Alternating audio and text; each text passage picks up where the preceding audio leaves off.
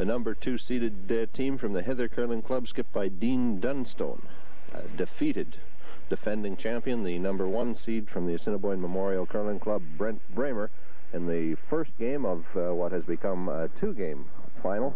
And it was a very good game. The Dunstone led by a score of 7-5 coming home. 2 up coming home. Brent Braemer with Last Rock did have an opportunity to score a pair, perhaps even 3, with a pretty fancy kind of double takeout attempt on the 10th end of that first game. He didn't make it, gave up a single point. The final score was 8-5 for Dunstone over Braemer, and so it is a 1-game showdown for the 1988 Junior Men's Curling Championship between Dean Dunstone and Brent Braemer. Don Pottinger, what would you anticipate we can expect from this game? Well, I think the second game, Resby, will just be a simple continuation of the first. These 2 skips know each other very well. The teams are very familiar with each other.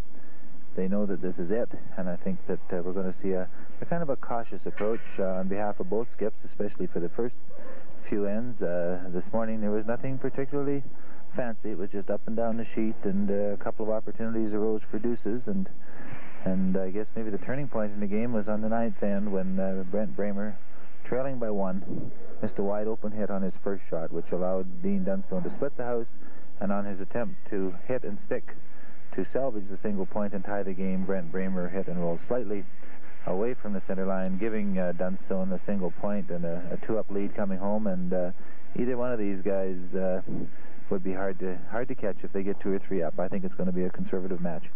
In that first game between these 2 teams, the Assiniboine Memorial team, the defending champions, were undefeated going into the competition, had to win 1 out of 2 games. Dunstone faced the pressure of having to win the first game. The advantage would have been perceived to be in Braemer's favor starting the first game. Is the advantage now in Dunstone's favor? I think that would have to be the rule of thumb. When you take a series where one team has to win the first game to stay alive, and they do. They've already beat the other team once. In fact, the last meeting, and they become hard to beat, although this is a pretty classy Braemer team. They won the province last year, and they are going to be hard to beat. The team that wins something last knows how to win it. The game begins as you suggested it would, Don. Brent Braemer through first. The Dunstone rink won Last Rock advantage, as they did in the first game. Braemer set his first rock center guard in front of the house. Dunstone plays to remove it. Yeah, they're gonna find out what the ice is like, what the weight's like, what the other team's going to do, and they're going to play a little conservatively. Although Brent Braemer, he decided to go to the front of the rings. He had no, he just does not have the benefit of Last Rock, and so with a nose hit, he's got an opposing stone a couple of feet in front of the rings, and he's going to try and get in behind. It's a bit tough to do early in the game, but if he can get a rock kind of half tucked behind the Dunstone shot in front, he may be able to take advantage of a steal in the first end, and that'd be very, very important. The game has moved over a sheet from sheet number 4 to sheet number 3. Are there any peculiar differences in the ice, Don, as a member of the club here that you know, might have effect on the game? No, I think we're going to see a repeat of the kind of ice that they played on this morning. The ice doesn't change a lot here. It's a bit high-centered. The rocks come up towards center more slowly than they leave center, and so as teams try to cross the center line, the rocks draw less than in other parts of the ice. As we see right now, as the rock advances down the sheet, he's not crossing the center line. It's tough to cross the center line. So the ice will be very similar, not only in the way the rocks run, but also in weight. Dunstone lead Bruce Weish removes the Braemer stone from the back of the 12-foot, sits on the center line, biting the back of the 8-foot ring. Braemer will play out-turn with second man Miles Riddell to remove that stone. This sounds like it must be awfully tight. Braemer is screaming sweep. Riddell is screaming sweep. They've got to get by this guy, or he may take it into the rings. No, more than that. He hits it almost on the nose. In fact, rolls over and sits pretty well on the center line. I think probably these players by now have realized that if you get outside, as you come toward the center, the rocks will not come up. And for that reason, they probably consider the wise side of the broom to be on is on the tight side, and we may see, contrary to this morning when Dean Dunstone rolled out several times, or at least rolled to the side several times, I think we'll find these guys that they've regrouped and they realize that you got to be in tight to the broom as you come toward the center line. Well, with the rock sitting on the center line, the guard rolled there by second man Miles Riddell. The Dunstone second, Michael Klink, now is asked to play an in-turn draw behind that guard. Dunstone says he's got a lot of room, and as it comes to the hog line, they'll sweep it in. There's all kinds of weight, and if he goes toward the back, it'll really be in Braemer's benefit. But you know, Dean Dunstone has last rock, has two in play, and has a guard, and pretty soon Braemer's going to need a shot, or he's going to end up finding these 2 or 3 behind, and the game has just started.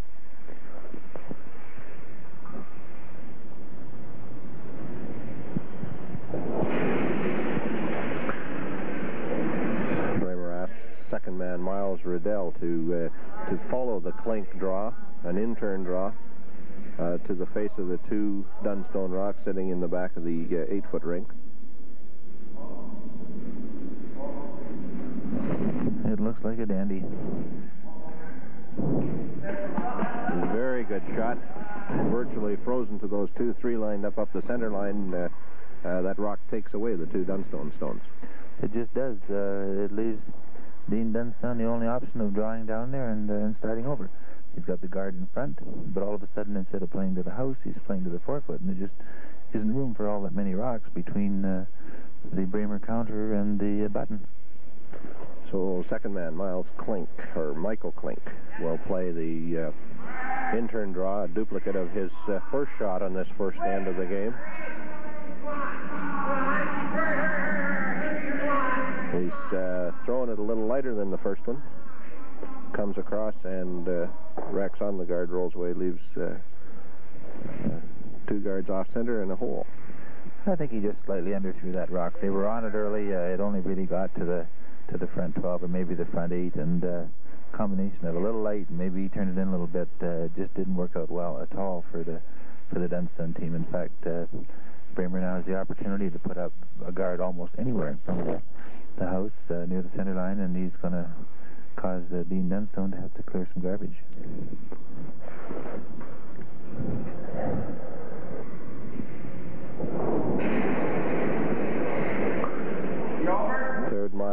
Third man Kyle Tomsat's first rock of this first end, an out-turn guard attempt. The rock needs to be touching center line or in the center of the sheet between the 2 guards. He's throwing it into the rings.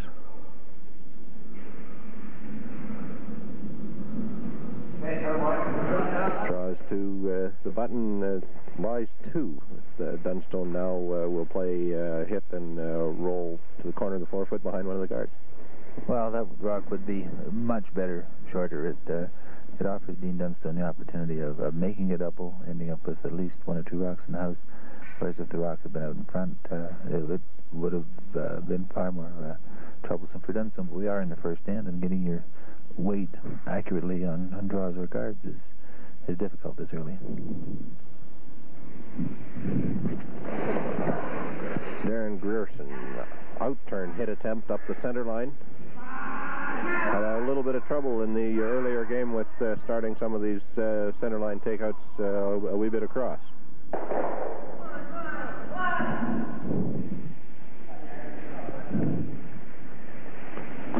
Drew too far, Resby.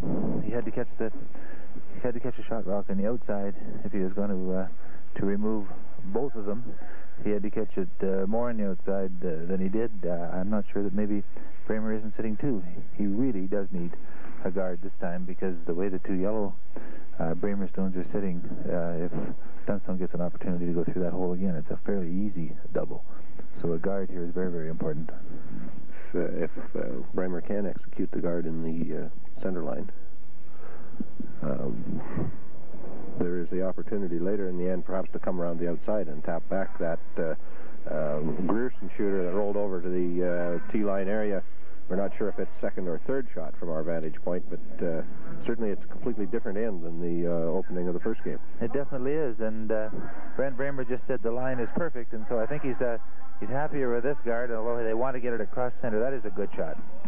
It's a good shot. Dean Dunstone has got his work cut out if he's going to get himself out of this end. If he's going to take advantage of last rock, he's going to have to clear out some front garbage. And he asks the third man, Darren Grierson, to simply peel off that guard that was left by Kyle Tomsett.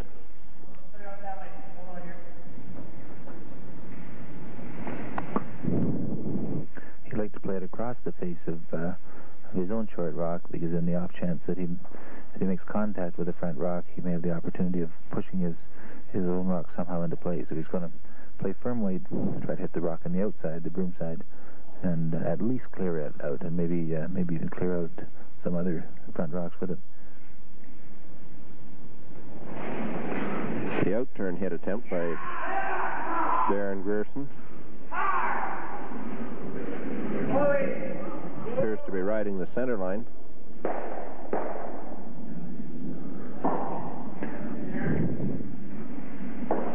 That's a pretty good shot. He had to clear something out of the front, and although he caught it on the wrong side, or on the opposite side to what he was playing, he cleared it out pretty good. But Brent Braemer is sitting better than I think maybe he said all first game. He started off giving up a deuce. He ended up at best tying the game 3 or 4 times and ultimately losing it. But he's not. In this particular play down anyway, Brent Braemer has not got off to particularly good starts. He's always been down 1 or 2. In fact, last night I think down 3 as late as the 5th end. This is a little different type of start. If Braemer can put a guard on, he may get off to the best start that he's seen in this play down. Braemer will play the out-turn guard attempt. He wants to be to the center line, a wee bit off the center line. It'll be a fine guard, but he must be in front of the rings. He's got lots of weight. I don't think he's heavy, but he's going to be very, very close to the front part of the house. They're now sweeping it for a line. That's a pretty good shot, because Dean Dunstone has no option but to hit it, and no matter where he hits that rock, there's a real good chance that it's going to go on to something of his own at the back. He has an opportunity to make a fantastic, I suppose, triple or double, but there's a lot of room at the back for things to go wrong. Dunstone will have to be very, very careful here. And playing the out-turn, trying to climb that hill to the center line, as you called it, this shot is going to leave Dunstone rolling to the outside, at least in that direction. How far he rolls, of course, depends on whether he can climb the hill, but he's going to leave at least one yellow one in the back of the rings, I would think. And if he catches the rock on the outside at the right angle, it will go on to his own stone at the side of the forefoot, and thereafter you couldn't quite count on anything. I think that Dean Dunstone has to catch it very thin, or else almost on the nose. I'm not sure from our angle whether or not that rock is wide open. The out-turn hit attempt up the center line. Sweepers get on it. They're called to keep on it.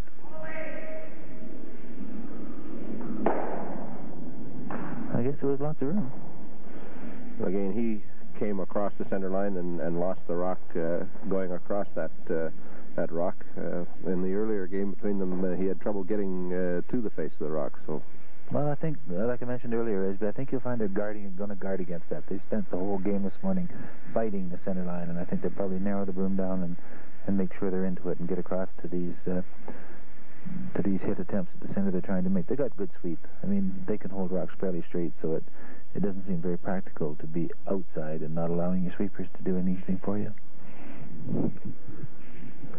Defending Manitoba Junior Champion Brent Braemer with his last rock of the first end of the second game of the 1988 Championship Playoff Series.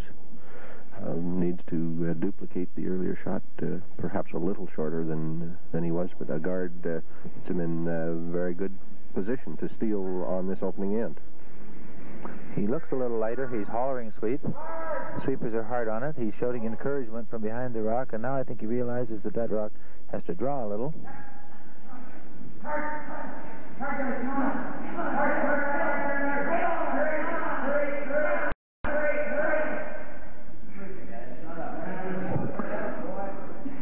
good. From our vantage point, I don't think there's a port, but if there is, it would be the port that Dean Dunstone would need to go through with a potential chance to make a double. Really, from here, you can't tell. We are at exactly the same vantage point as the camera, and so the viewers are looking at things from the same angle we are, and it's difficult to tell whether or not there is a hole there. Yeah.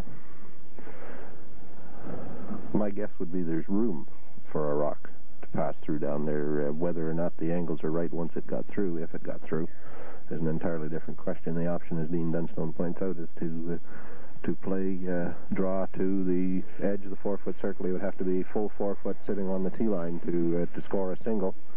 A key probably in the decision is whether or not that second Yellowstone is second shot or third shot. Well, it looks to me that it's second shot, although, again, we'd be guessing if that Braemer guard, if it forces Dunstone to play the draw, then it's an absolutely perfect guard because it forces him to go as far as they could possibly risk. But if there is a hole there and Dunstone can to negotiate it, he may end up with more than a single pointer. Well, it was the 10th end of the earlier game before we saw a conference of this nature. Obviously, the indication is that there's room to get through. What happens once you get through is the key to the question. Well, with the amount of ice that it looks like Dean Dunstone is taking, I think he's playing the draw. If he has to play the draw and has to go through the hole, then it's a tough shot. If he's going through that very narrow port for a single point, then it's a tough shot. I kind of thought he could make his way through the port with decent weight and play the double. But I'm sure that with that ice, he must be playing just a draw.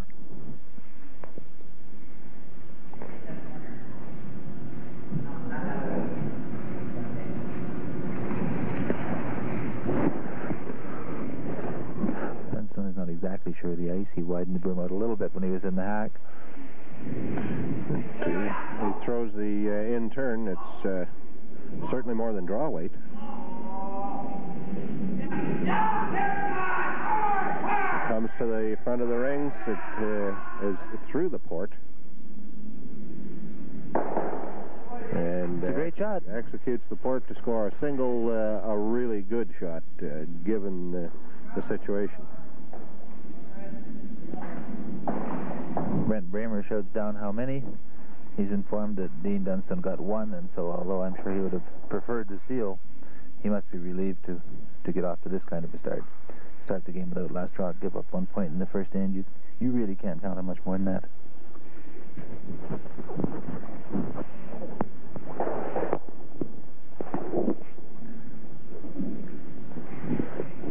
If our viewers have seen the earlier game between these two teams, they'll note a change in attire for the Braemer team, indicating perhaps that they recognized that the first game was past. They had to relax a little bit, and they've certainly dressed in a little more relaxed manner for the second game of the match. Yeah, they look a little casual, and in keeping with his last night win, Brent Braemer shows up with a cap on. In fact, I think it's a junior playdowns cap, backwards. That's exactly the way he showed up for last night's game, and it worked, and so I guess he figures why buck success, and so he's showing up with the same attire tonight. Different colored shoes, hat on backwards. Dunstone lead. Bruce Weish puts guard 3 to 4 feet in front of the rings. The Braemer lead, Gary Smith is asked to remove it, hits and rolls away. That'll be the pattern for at least the next few rocks in this end. Yeah, Dean Dunstone would be very happy to have all the rocks that the lead and seconds throw this end at 2 or 3 feet in front of the house, right in the middle of the sheet, forcing Braemer to remove them. And I think that if Braemer could get an opportunity to pick up a deuce early in this game, it would be something that he would really look forward to. We mentioned earlier he's not noted for getting off to a quick start in this playdown, and I think he'd like to try and find the luxury of defending at least a 1 or 2 point lead. So I would look toward Braemer as we get toward the end of this end, trying to get to the corner guard game, trying to get something in behind, and maybe trying to pick up a deuce. The Heather Club lead, Bruce Weish, hogs his second guard attempt in the second end, forgetting momentarily that it is a little bit uphill, a little bit farther when you're coming towards the home end here at the Brandon Curling Club. Yeah, it is. It's just a little bit heavier going this way, and I'm sure he knew it was. It just is a little difficult to force yourself to throw more weight. Braemer now has decided that he's going to play the end turn to the side. A corner guard would be fine. In the rings would be okay. I think the problem he faces here, it is so close to center, it's almost a center line guard. Gary Smith, in fact, duplicating the Bruce Weiss shot, and Braemer electing to get the sweepers off it and let it die before it crosses the hog line. Yeah, Braemer just doesn't want a rock in the middle of the sheet. And if he's going to be playing around behind front rocks, he wants them to be to the side. And so when that rock was released probably wide and obviously a bit light, they elected just to leave it rather than sweep it and keep it straight and keep it in the middle.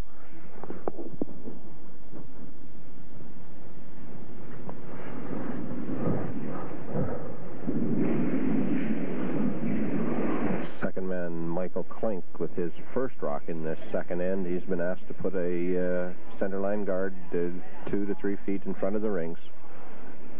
He's perhaps overthrown it just a little bit. Slides past the area that Dunstone wanted it into the top of the rings. Will stop in the 4-foot circle in front of the button. Yeah, they've come to the conclusion it's heavier. Now they're going to have to decide somewhere between hog and rocks and putting them on the tee line, just where that difference is. Now Braemer's got the game going in the rings. He's going to try to hit and stick and force Dunstone to hit and roll out, and then maybe get back to that corner guard game.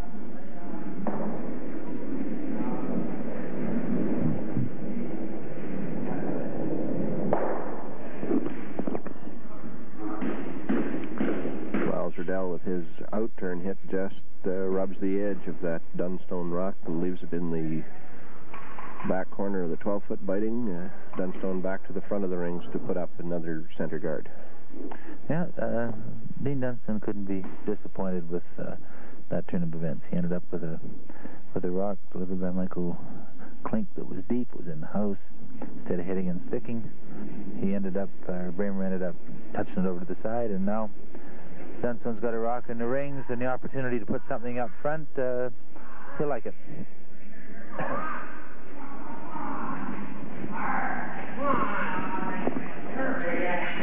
Guard attempt is on the center line as wanted, perhaps a couple feet further out than Dunstone wanted, but it's the center line guard that he was looking for.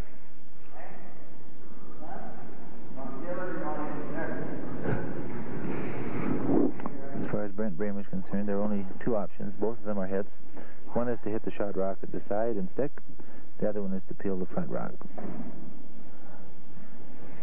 He leaves that decision up to his second man, Miles Riddell, who would sooner hit the side rock and stick. And so a fairly key shot here early, Resby, because if we don't get a hit and stick here, then Dean Dunstone is going to get the opportunity to play behind his center guard.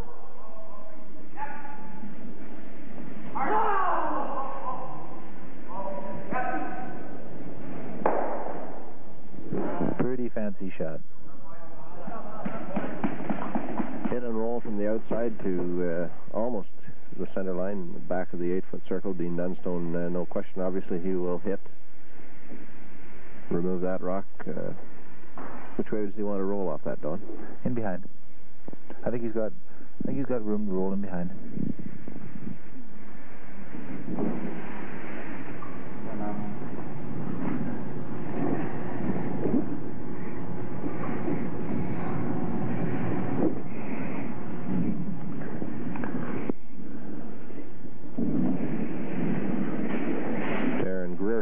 In-turn takeout attempt. Sweepers on it.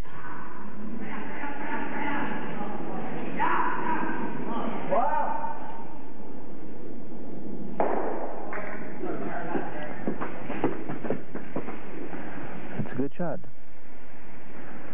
It's a good shot. He's biting the back of the floor. There must be enough room to move it out. Braemer has indicated move it out and roll in, and so I'm not sure exactly the weight he's called for. Did you hear what he said?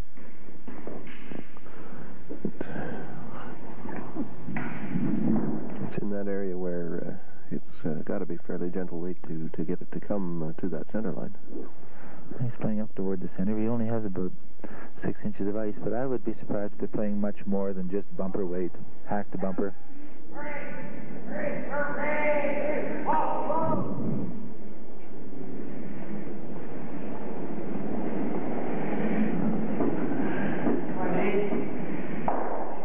Just a good shot. Just a real good shot.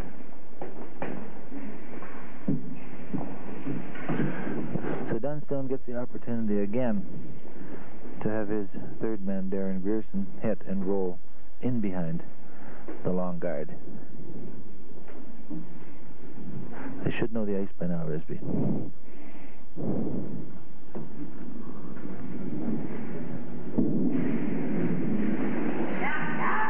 Grierson's in-turn takeout. Immediately they call for sweeping. Grierson adds his voice to the call, suggesting that perhaps it's going to come across a wee bit too much. He gets the roll, and both times he rolled about a foot when he needed about a 2-foot roll, and I think right now the Dunstone Rock is positioned in such a way that with a real good, tight come around, I think that Kyle Thompson can probably wiggle his way in behind the guard. I just was listening for him to say that he can see all of it, but I guess with the ice he's taking, they're playing just to hit and roll to the open side. Same weight.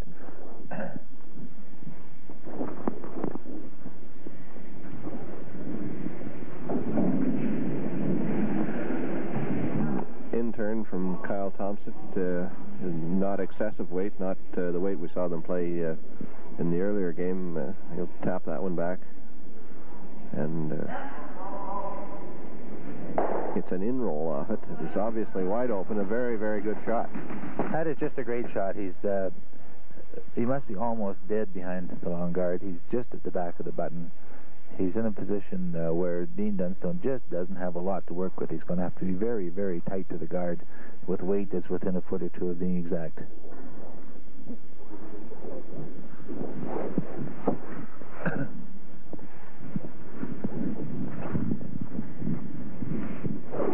The ice Dean Dunstone is taking is obviously just for a dead draw. Dead draw. Well, with a well-executed draw, if he can get past that guard to the button in front of the Braemer stone, he's in a very nice position. But it is a very delicate shot, a difficult shot this early in the game. Well, it is, because if he happens to sit out, if he clears the guard by more than a couple of inches and happens to sit out and gives Brent Braemer the chance to get in behind again, very, very tough. But let's just look at the one shot at a time, and Dean Dunstone's aim and object right now is the B shot after this delivery on the button.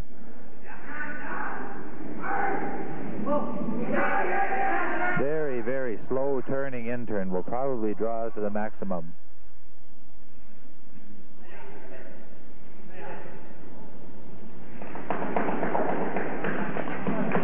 Pretty good shot. It's too bad they had to sweep it to get it by the guard. I'm not sure they did have to, but they elected to, and it leaves Brent Braemer a tough shot, but it leaves him at least the opportunity to be sitting two after this delivery. His line is not much different from that Kyle Thompson had, so one would guess that he might be able to get to the red one and a bit of an inside roll off it. He would be sitting, biting a portion of the button, making Dean Dunstone's rock even more difficult with his last stone. He may be able to roll, but I'm sure that if he can poke the Dunstone counter out past his own and sit counting two, he'd be very, very happy after this shot. That shot of Dean Dunstone's was within a couple of inches of being absolutely perfect.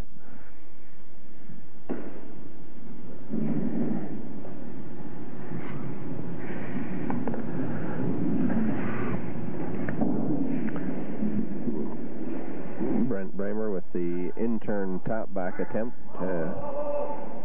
Must be close to the guard.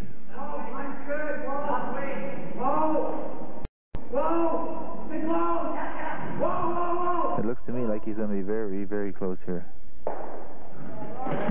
Just a fine shot. One thing about this Brent Braemer, and not only Brent Braemer, but most of these guys, when they pick out a weight, they go down and throw it. He iced himself for just through the house weight, and that is exactly what he threw. If he'd been over that weight at all, he would not have come to the nose of that rock. Just an excellent shot.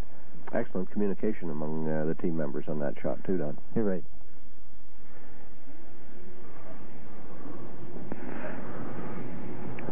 It makes Dean Dunstone's shot just a little tougher than Brent Braemer's was, although Dunstone wouldn't mind making the double. In fact, he'll probably play it. He will have real difficulty in being buried after he hits the front rock. His options, one is to play the hit with intent to roll to the open side. Not very much of a roll would give him the double. Or the other option is to play the same shot Brent Braemer did and play to the face of that rock and tap it through, perhaps get a little roll onto the button.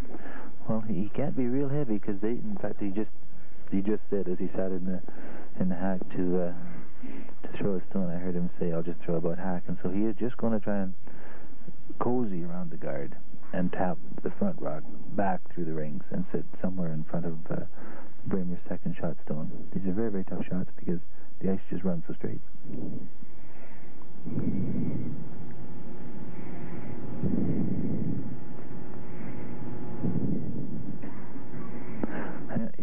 He just doesn't like it. Dean Dunstone, as he looks down toward the setting at the other end, has a 1-point lead. Brent Braemer has last rock. And Dunstone, I think, he's not getting a tremendous amount of input from his front end, but he just didn't like what he was trying to do, and he wanted a little more time to think about it, so he's going down to talk to his third, Darren Grierson. And then again, maybe things just looked a little different when you got in the hack. Sometimes from the home end, it looks like you can see half or 2/3 of a rock, but in reality, when you get to the other end, you can see very little of the shot, and so you really can't play the shot you intended. Perhaps when he retreats to the hack this time, we'll see him with a greater intention of playing the hit, thinking that although the double might not happen, he'll remove one and give up at most two.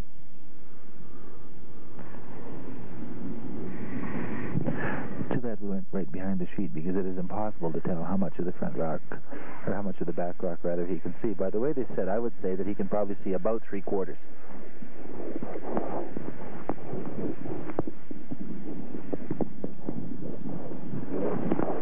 Shows maturity on the part of Dean Dunstone. Instead of just sitting in the hack, throwing the rock, and afterwards saying, I knew better than that, I should have done something different, he decided that he wanted to rethink it, talked to his third, came back down, cleaned off his rock, and now he's ready to go. Dean Dunstone's out-turn tap-back attempt, a virtual duplicate of the shot played by Brent Braemer a few moments ago. The weight is good. He has about hack weight. He may be under hack weight. In fact, he may leave 2 rocks in the back, but still, that's a very good shot. He did get the inside roll off that rock. That was a very fine curling shot. Brent Braemer now looks at second and third shot, but with a considerable more difficulty than either of the 2 previous shots to remove that shot stone of Dean Dunstone's. Right, but at least in Brent Braemer's favor is the fact that the angle he needs to get the rock out by his own 2 rocks at the back is the angle that he has to work with. In other words, if he catches 1/4 of the rock on the broom side with enough weight to remove it, he'll get a deuce. And that's really, really all he's got to work with right now. And I heard one of his front enders say to him from the other end, you can see about 1/4. Well, it's easy to say you can see 1/4 from here, but that's not very much of a rock to be able to see on a fairly straight running spot on this ice.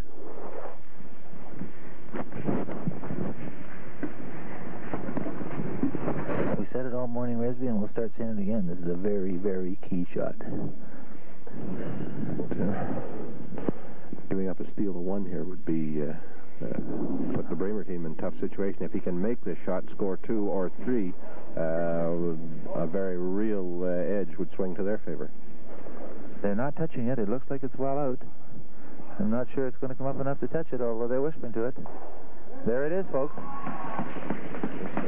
Fine shot. The in-turn hit chips out. That shot stone of Dean Dunstone's leaves Brent Braemer a pair. He takes a a lead, a 1-point lead, 2-1 after 2 ends. First lead in 12 ends.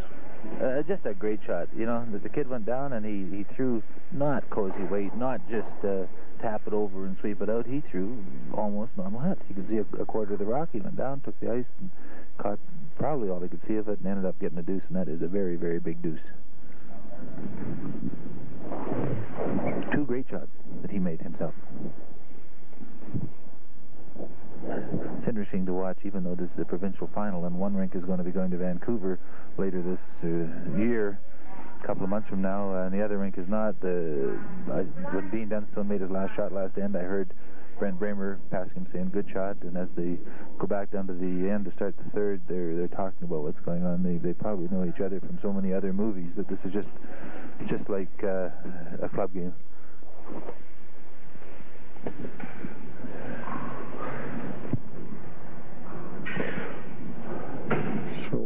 Braemer's lead, Gary Smith, put his first shot where Braemer wanted it in front of the rings on the center line.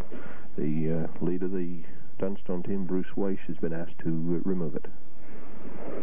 He throws a little cozier than either the second on the Dunstone rink or either of the front enders on the Braemer rink. He feels fairly well, but he just doesn't throw that real firm peeling weight where you can just hit a rock almost anywhere and get it out. And there is kind of an example of the weight that he throws, and that is not that bad a shot, by the way. It gives it's tight to the house, but it still is what Brent Braemer would have to consider to be a corner guard, and I wouldn't be the least bit surprised to see Braemer go right back to the middle.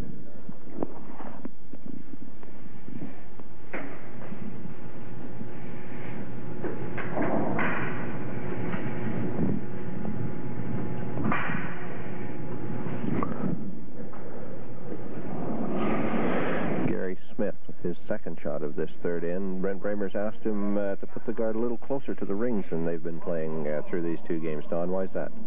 Well, I think he's afraid that when Dean Dunstone gets a point down like this, that he's going to play just a little more offensively, and I'm sure that if that rock came to rest more than 8 or 10 feet in front of the rings, that Dunstone would be tempted to go around either it or the side one, and so he wants these rocks no farther out than that. But Brent Braemer had his way. All of the front end rocks, this end for sure, would be at least that close to the rings and on the center line.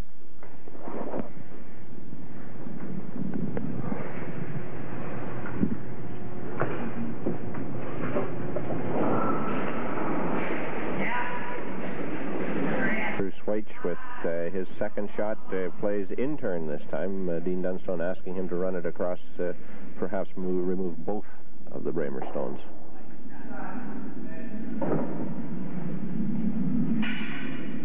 You note that although it's his own rock, Brent Braemer was quick to move out and sweep that rock toward the boards, because if it's on the center, it's to his advantage. If it's to the side, it's to Dunstone's advantage. And so the minute that it left its position at the middle of the rink, it was no longer to his benefit, and so he'd just as soon have it out of play.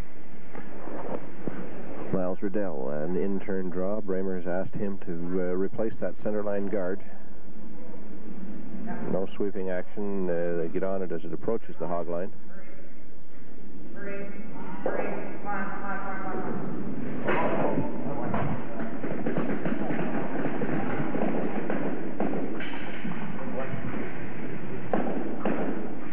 And Dean Dunstone will ask Michael Klink to remove it. Peel weight, says Dean Dunstone, and so Michael Klink will keep his weight firm. He'll try to hit the rock on the broom side, angled over toward one of the other Braemer front rocks, and try to clean up the front of this sheet a little bit.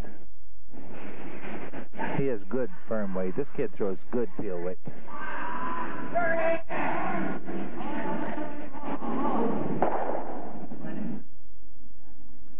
Doesn't remove the number of stones he wanted, but he did roll off the center line. It's a good shot. It's a pair of guards now for the Dunstone team to play with. Michael Klink was less than happy when he saw them make contact, because he knew he was only going to remove the one. But still, he rolled the former Braemer center rock out of play. He moved off to the side, although Braemer feels that it's close enough to center to be of value to him, and so he's going in behind it.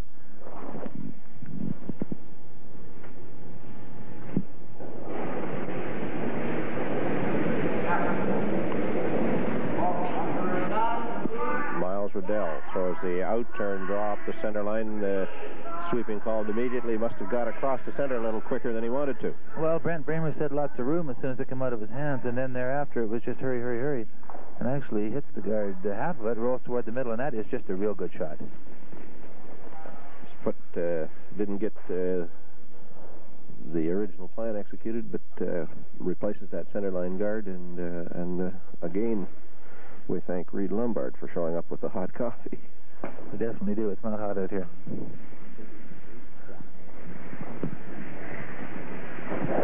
Dean Dunstone calls upon his second man, Michael Klink, to throw the same weight and try and clear some of these front rocks. He shows that good, firm peel weight, and this time takes off two of the Braemer stones, and that's a better-looking situation, especially considering that now Dean Dunstone has a corner guard a couple of feet in front and no Braemer rocks to have to worry about. That was a real good peel. That kid is a good, solid hitting second. It was a very fine shot. He almost got every possible thing that could have gone well for him with that, and that he just rolled across the face of his own stone and could have quite easily rolled it in as well. But just rolled across the face of it. Braemer, however, says we will use that Dunstone rock and now go back behind it. Well, he hasn't got a lot of options. He either has to play the game in front, like he was, or else try to corner behind the Dunstone corner guard. And this is a good shot as long as his third man is able to come down and not go behind the tee. Not go behind the tee. It's worse than nothing if he's heavy. And they're saying, whoa, whoa, whoa. As it approaches the hog line, sweepers indicate that they're a little nervous about the weight that has been thrown. It's into the front of the rings, will be well back to the tee, and in fact comes to rest just behind the tee line, biting the back corner of the forefoot. It's not great. I think he cleared the guard by a fair amount, and it gives Dean Dunstone the opportunity to follow him down, to move him out, and maybe even roll in behind the corner guard. I'm sure that if Kyle Thompson had that to do over again, he would have made sure that he was up front wing.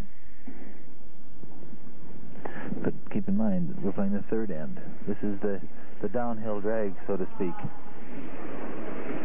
Darren Grierson playing out-turn hit past that guard. Would like to hit and roll behind the corner off the Thompson stone. He does not. He sits on the tee line, biting the 4-foot circle, giving Brent Braemer an opportunity to hit and roll behind the guard. Yeah, the rock is on the tee line, and so when Braemer is able to hit a rock on the tee line, he's obviously going to roll and not be behind the tee line. I don't think that Brent Braemer would mind this time if he rolled wide open. I mean, I'm sure he's saying to himself, let's get away from this corner guard. It's not working for us. Let's get over in the middle, and then this rock looks like it's going to roll perfectly. I think you'll see them sweeping it to roll toward the button. Kyle Thompson's out-turn hit attempt. Sweepers on it immediately, encouraged all the way down the ice. Hits and rolls away, giving Dunstone now the opportunity to play draw and use the guard that has been set up in front of the rings.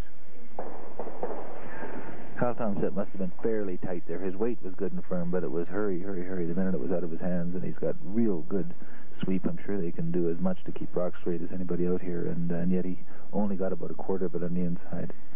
He was probably fairly tight on that one.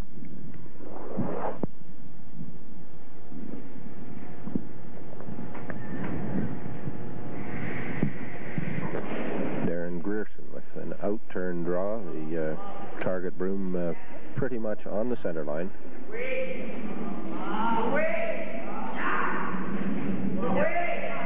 As we approach the hog line, the sweepers are sweeping. Dunstone saying, get off.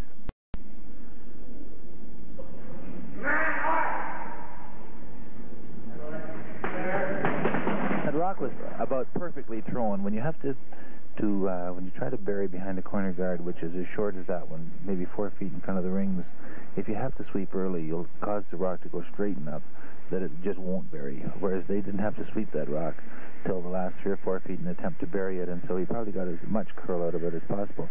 I think, though, he missed the guard by 6 or 8 inches, Yeah, so I'm pretty sure that Brent Braemer has not an open hit and not an easy shot, but at least it's not absolutely buried.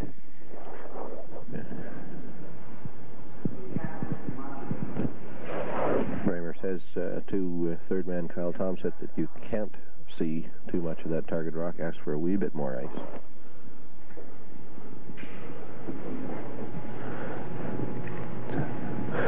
He plays out-turned.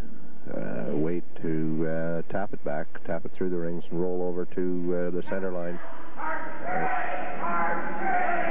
Sweepers called by both Tomsett and Braemer as they come down the sheet. A very good shot as he passes the guard, kills the stone, rolls across the center line wide open. It just couldn't be better. He got as much of the rock, or as little of the rock, I guess, as you could risk getting. He wanted to make sure that he stayed in the rings. Didn't want to give Dean Dunstone an opportunity to draw in there again. He rolled across the rings. He's behind the tee line, well behind the tee line, in fact, behind the 4-foot.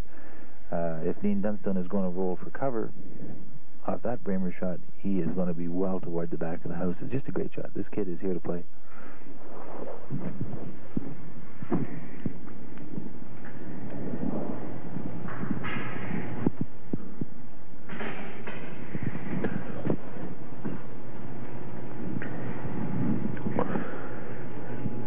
Dunstone with his first rock of this third end plays out-turn hit. Will want to hit and stay on that rock. Very firm weight. I don't think he's going to roll too far this time. Right on the nose.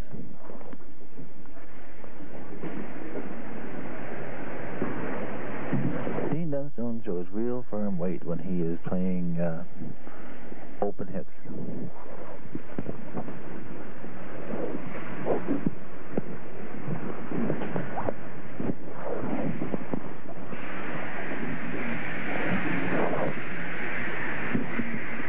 Brent Braemer, this is not unlike the shot that he played on the 9th end last game, a wide open hit about in the middle where he played the out-turn. Went by it completely, ended up giving a point to Dunstone, a steal of 1, which put him 12 coming home, and I'm sure that he doesn't have that memory in his mind right now. I'm not sure if that wasn't about the only shot he missed. I think it might have been the only one that, only one of any significance, certainly. And, now he will play the out-turn hit, duplicate of the shot played by Dean Dunstone. Braemer's initial object to kill that stone, secondary object to stay in the rings and force Dunstone to play a hit to blank the end. He would like to bury. He's not going to. Like to roll and bury, but he can't do that.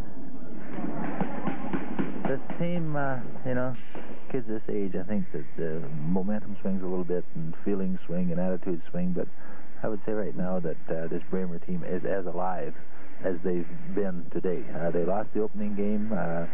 They were never particularly out of it, but they didn't seem to have quite the zip they have right now. It must be the sweaters, or the hat on backwards. They're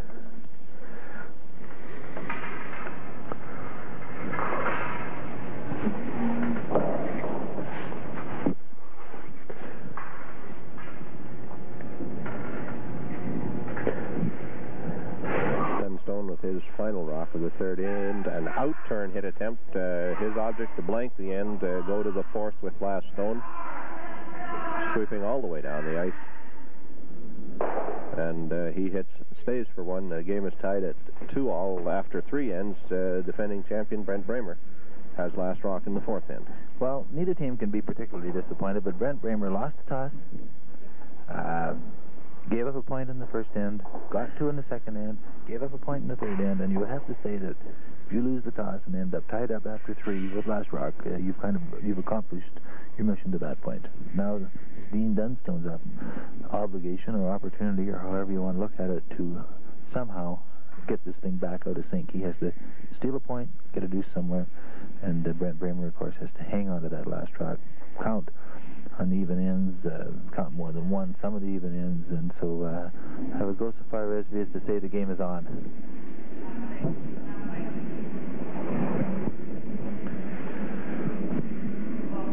Bruce Weiss is asked to put a guard for the Dunstone team on the center line in front of the rings.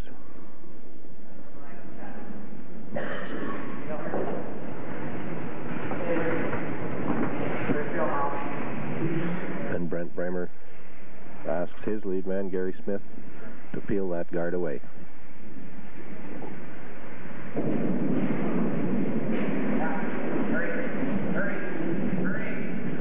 Braemer says hurry. He must think that it's going to get close to the nose of this Dunstone shooter. It doesn't. Just real good. These, especially the Braemer front end, but not only, but especially the Braemer front end, they peel with so much authority. They throw that real good, firm weight. They don't mess around. If the rock in front is to be removed, they play real firm peel weight.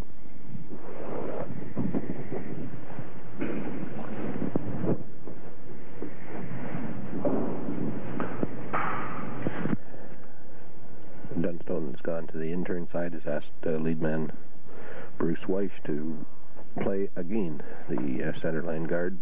He'll want it to be 3 to 4 feet in front of the rings.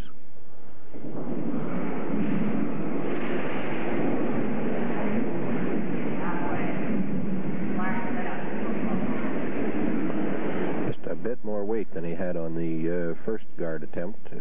Sweepers indicating perhaps they think it's a wee bit too heavy.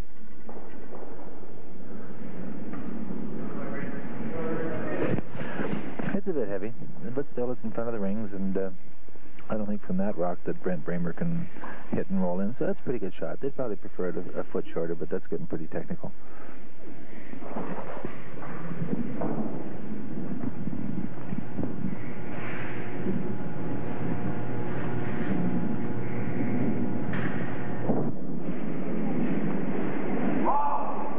Gary Smith plays the out-turn hit. The object to peel that guard off and roll away. Accomplishes his objective. The house stays clear with lead rocks completed. Second man, Michael Klink, will throw now for the Dunstone team. Dunstone will go to the out-turn side, asking Klink to replace that guard.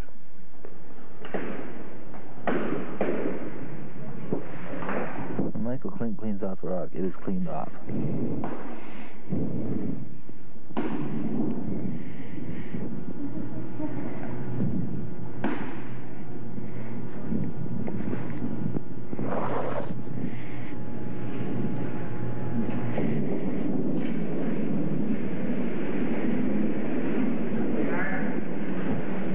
His out-turn guard attempt is on the way. The sweeper's working on it, although not overly hard. Just keeping the rock clean. And Michael Klink has replaced that center line guard. Throughout these two games, Don, there have been, as I can recall, no occasions when the center line guards were not at least touching the center. It's amazing. You know, you can say, well, you only have a foot or two of ice on this particular sheet to do that, but still, when you can plop rocks 2 or 3 feet in front, right on the middle, it just is such a strategic advantage because it gives the opposition skip no choice but to remove it. Second, Miles Riddell has been asked to play the out-turn hit, peel that guard off, does so, rolls away, not out of play, but virtually out of play to the side of the rings, and Dean Dunstone goes back to the intern side to replace the guard as Michael Klink throws his second shot of this fourth end.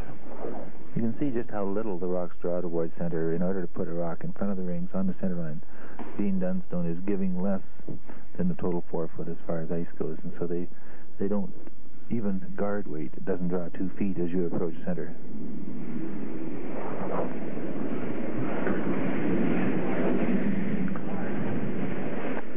Michael Klink says to his sweepers that he's a little lighter than the first time. The sweepers working hard on it as it approaches the hog line. Again, he has replaced the center line guard a little further out from the rings than the previous guards, but still a fine shot.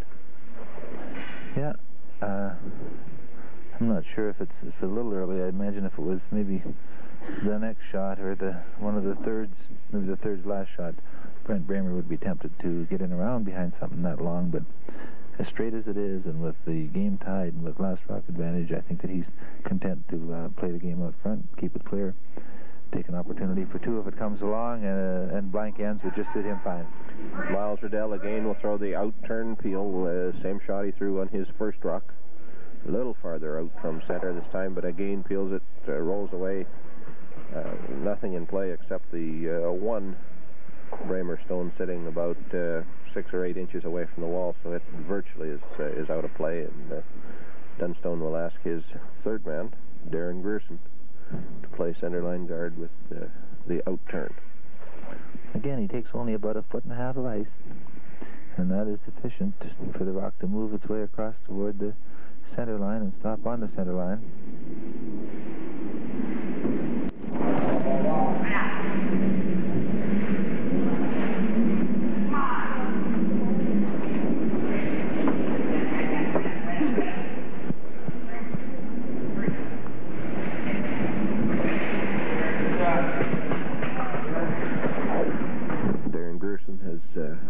Thrown up the guard again, virtually perfect, 2.5 feet in front of the rings. Kyle Thompson's been asked to remove it without turns. Brent Braemer has used the out turn exclusively in this end to remove those centerline guards.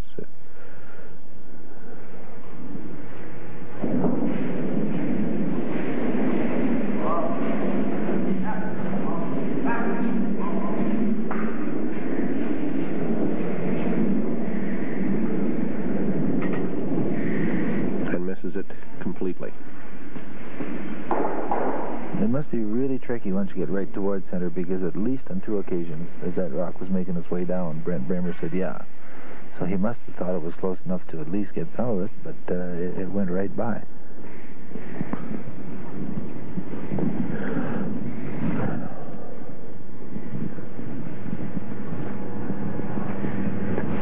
It's the kind of opportunity that Dean Dunstone's been looking for.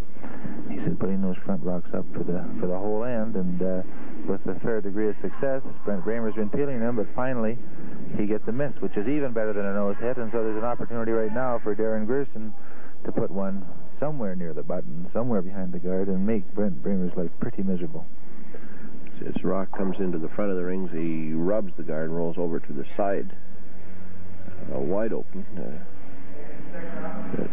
Dunstone admitted by the time the Rocket got to the hog line that he wasn't going to get by the way he wanted to, and had his sweepers off. It rubbed and rolled. Now Thompson must hit the open stone and stay on the rings. Hit and stick. If he can hit and stick over there, he forces Dean Dunstone to do the same thing, and in that way he can keep away from the center guard. And if Brent Braemer can be successful in keeping Dean Dunstone away from the center line guard, then he may get out of this end all right. As the rock was released, Braemer said, whoa, as if he was nervous about the end result, but he gets the hit, rolls to the center, across center, and Thompson has made a very fine shot. Well, I would go so far as to say that makes up for his first miss. He missed the rock in front on his first attempt. It's still there. On the second shot, he hits and rolls virtually behind the short guard, rather. He's forcing Dean Dunstone to play a tight come around with the end turn, and it was not unlike this situation that allowed Brent Braemer to get a deuce on the second end.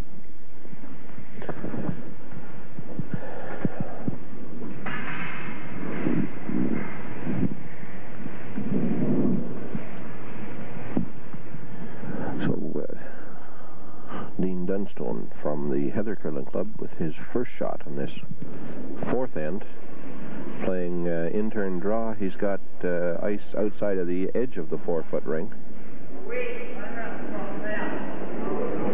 He announces there's a lot of room, but we noted last time that they picked the guard. They're still saying there's a lot of room. The weight looks about right. Comes into the top of the ring, passes the guard with lots of room to spare, and comes to rest in front 4-foot circle,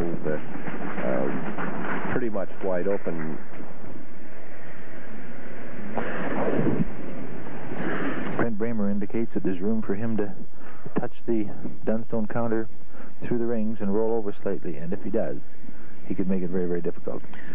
Don, I think that Dunstone used a little bit more ice for that draw attempt past the guard that is across the center line than the ice that he was using to put the guards on the center line. It seems to me that and where the rock ended up indicates he perhaps could have used a little bit less ice. He could have used less, but then going back to Darren Gerson's last rock, he hit the guard. And so I'm sure that he was nervous about being too stingy with the ice and then rubbing the guard, which would be, in this case, much worse than what he ended up with. He really did have to get in somewhere behind the guard with at least enough weight to count.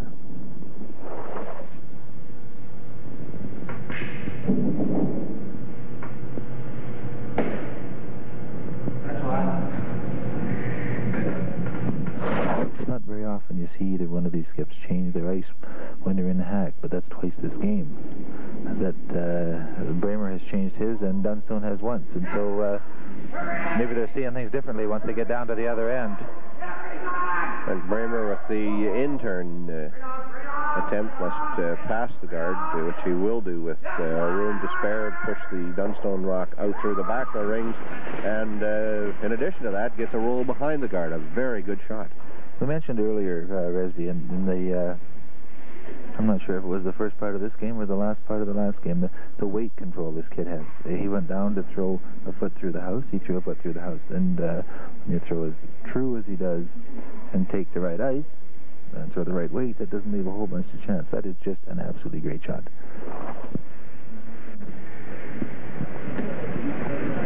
The Braemer rock, the shot stone, just full in the 8-foot ring, almost biting the 4-foot and touching the center line. The guard is about 4 inches off the center line, so that would indicate he can perhaps see not quite half of the stone, and Dean Dunstone will attempt to play it. He's fiddling a wee bit with the ice he's taking, indicating that his weight will not be, by any means, takeout weight. No, it's a real tough spot because Dean Dunstone has to come to center, has to come up to center. And they don't tend to come up very vigorously. He's saying right off. His third is saying right off now. They're not touching it. He chips out that Braemer shot stone, leaving Braemer lying one with the last rock, an open draw to the rings to score a pair and go up 4-2 at the end of the fourth. Dean Dunstone was in a tough spot there. The game was tied. He really had no alternative but to take the rock out, hope that he stuck at the side, which would force Braemer to hit for 2 rather than draw for 2. But Braemer makes the shot. We got a 4-2 game.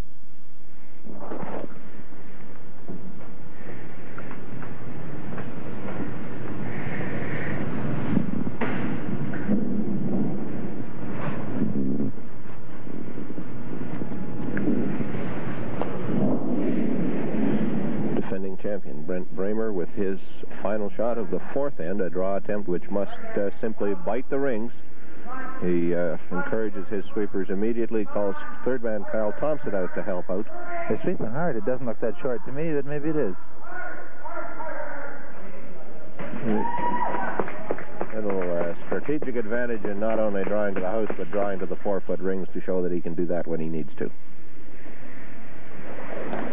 Well, Dean Dunstone kind of shrugs his shoulders and has a brief conversation with his second man, Michael Klink, on the way by, gets a pat on the shoulder and heads toward the other end, and he has his work cut out.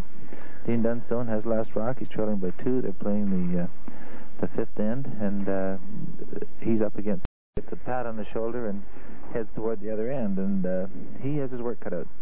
Dean Dunstone has last rock. He's trailing by 2. They're playing the fifth end, and he's up against some tough competition this afternoon.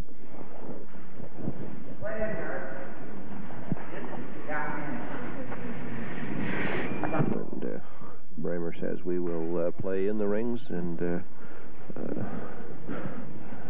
try to force now in the fifth end the Dunstone team to take a single point somewhere along the way with that last rock, and then the advantage would be squarely on the favor of the defending champion. Yeah, if Brent Braemer had his way, the draws will be in the rings. They'll play this game in the rings. He doesn't want anything out in front that will allow Dean Dunstone to get behind cover. He would sooner play in the rings. That's a good shot.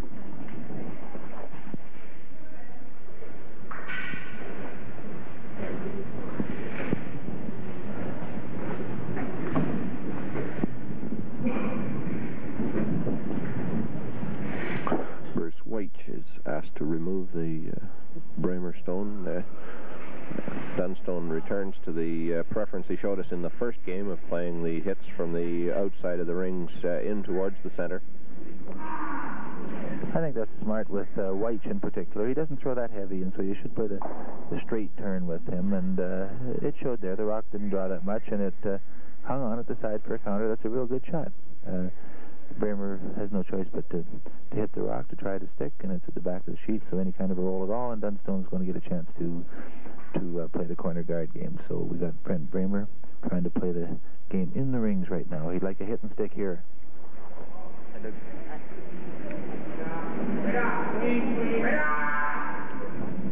Lead Gary Smith playing in-turn hit on the rock in the back of the rings. Contacts it, rolls away, and Dean Dunstone now will go to the front of the house to begin attempting to get some corner guards in place. Just how important those hits and guards in place. Just how important those hits and sticks are. Instead of Dean Dunstone right now being forced to hit something in the rings, or at least facing something in the rings, he can go to the front, he can go to the corner guard game, and it makes it so that Brent Braemer's got to peel for quite a while. It's going to be very, very interesting to see just how two aggressive young men like this tackle this game from here on in, because it is the old all-or-nothing principle right now. To the winner goes it all. Bruce Weich playing out-turn draw up the center line. Dean Dunstone wants a guard 3 or 4 feet, 2 or 3 feet off center and halfway into the rings. Pretty much where Bruce put it.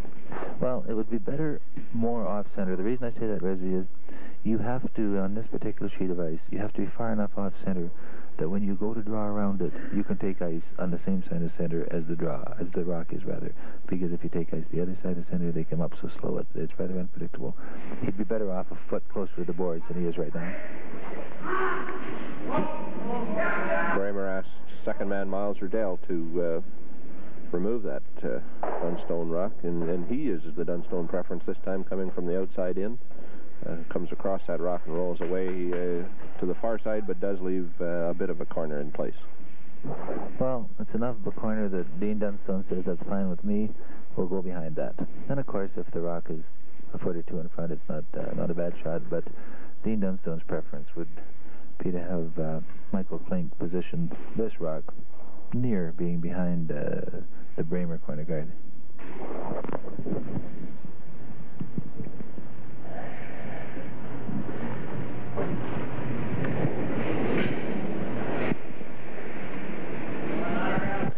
Michael Klink with in-turn draw, playing up the center to the outside, has a good deal of weight as it comes to the hog line. Sweepers bring it into the top of the rings. It'll stop behind the tee line in the 12-foot ring, not buried. No, not buried, and Brent Braemer hollers down, can you see all of it? And the second man says, yes, he can, but even a nose hit here isn't going to be the end of the world for Dunstone, because he's got the front cover. If he's got something at the back to rest against, it's not that bad. Brent Braemer would just as well roll toward the center or even roll out here rather than stay toward that side. And he's calling the sweep in an attempt to get away from that corner guard. That's a good shot. Miles Riddell in turn hits and rolls into the back corner of the 8-foot circle. Dean Dunstone now looking at playing hit, hoping to roll to the corner. Yeah, one guy's trying to stay away from the cover, the other one's trying to stay behind it, and to this point, they've both been fairly successful. Dean Dunstone would like to roll a couple of feet toward the boards behind the guard. He has to get a deuce here, or he has to get a deuce sometime, and there's no time like the present.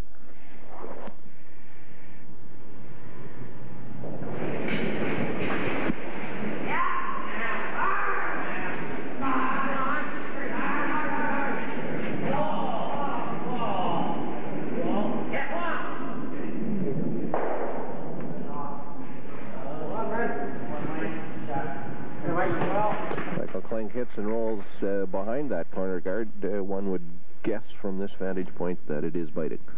Well, it looks like it's biting, although I saw Bruce White just kind of shrug his shoulders as if I'm not quite sure. Brent Braemer is looking very closely at it. He says, can you see any of it, which would go to indicate that it's probably in. He's going to try to execute the port between the guard and the wall. If he removes the guard, fine. If not, if he gets through there, he's certainly going to kill that stone. That's right. That's obvious. Yeah, that's very obvious. But that's a good shot. It gives Dunstone something that he desperately needs, and that is other than an open hit to offer to the Braemer rink. So third man, Kyle Thompson, playing an out-turn hit down the side of the sheet. Must execute the port between the rock and the wall in an attempt to remove the biter in the back of the rings. Hits the guard, rolls to the wall. Dean Dunstone will now go to the other side of the rings and split the house. He'll go to the open side. I don't think they know yet if that rock is in for sure, and I think that Brent Braemer's philosophy is this: well, whether it's in or not, this front rock is not to our advantage, so let's get it out of there. This way, Dean Dunstone's team has to make full shots between now and the end of the end, and Braemer has to make half shots, and he still only gives up the deuce. So, although the temptation is there to try to be fancy and come around tight and sit just in front of the back rock, that's a smart shot the kid played. Darren Grierson throws an out-turn draw up the center line. Caught it quicker that time, Don. This one needs help. Dean Dunstone comes out to help on the sweeping.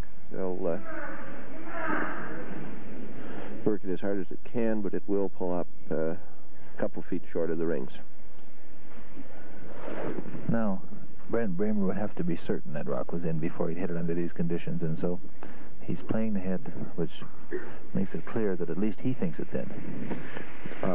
My inclination would have been to say that he would have to be certain it was not in, not to hit it. There you go.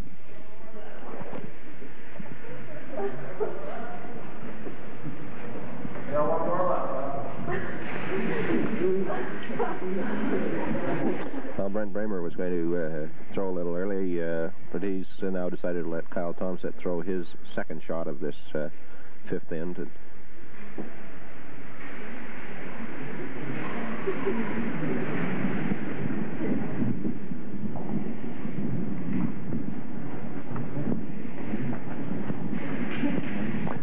So he'll ask Thompson to play the in-turn hit on that biter on the back corner of the rings.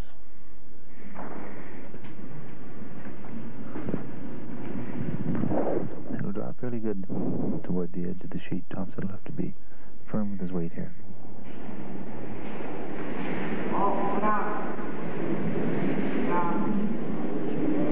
Braemer's keeping him off, but it'll break, and there he encourages him to sweep. They draw a fair amount toward the edge of the sheet.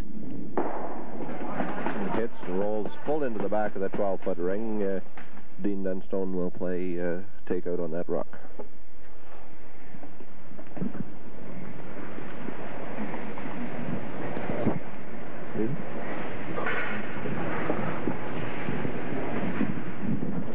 I'm not sure that at this point of the game, the fifth end, I'm sure they have the draw weight. One option that Dean Dunstone didn't seem to consider was just drawing down to this rock. It's a couple of feet behind the tee line. It's wide open. If he can get something going on that side, he may get the opportunity to draw behind the corner guard, but it was just never even discussed. It was down with the broom and let's hit it. And Darren Grierson's in-turn takeout hits, rolls out of the rings. I think we'll see Brent Braemer now go across and perhaps use the guard that was left short earlier in the end. Well, if he has the confidence that he can get right behind it, he'll probably do that. He's up by 2. He may, well, as I was just going to say, he may even consider the open side, because what he's saying to Dunstone is, here, we'll play the game over here. You'll get 1 or nothing. Either one is fine. And we won't give you the opportunity to get in behind anything. The downside of this shot, of course, is if he's not well into the rings, if he leaves Dunstone the opportunity to go into the rings behind the corner guard for shot, Dunstone will ignore this stone, and so he has to be sure to take enough ice that he's probably on the tee in the 8th. That would be the ideal spot.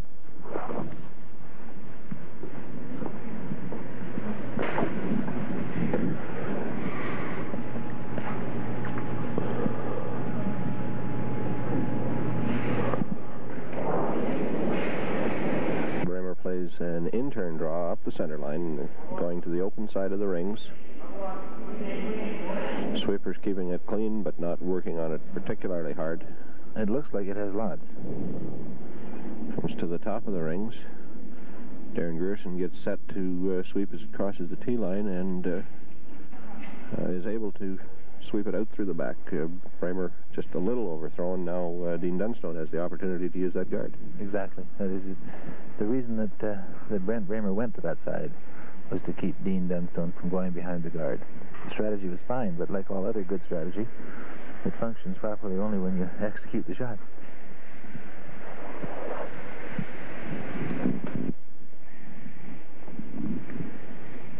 He talked earlier in the end about the guard having to be far enough off the center line to allow you to play from the inside of center. This guard is in the position you were talking about.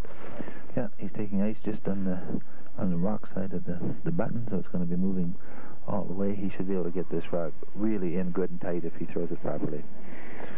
Dean Dunstone plays the out-turn draw.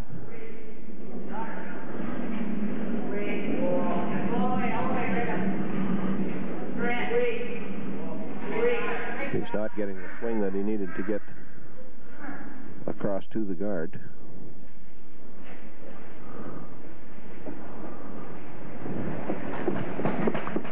No, he was not by tight at all, and Brent Braemer has a hit right now to eliminate the Dunstone rock and to prevent Dean Dunstone from getting a deuce for sure. I'm not sure if he had too much ice or if it just didn't swing quite as much as you expected it to. Yeah, he just wasn't even close to the guard.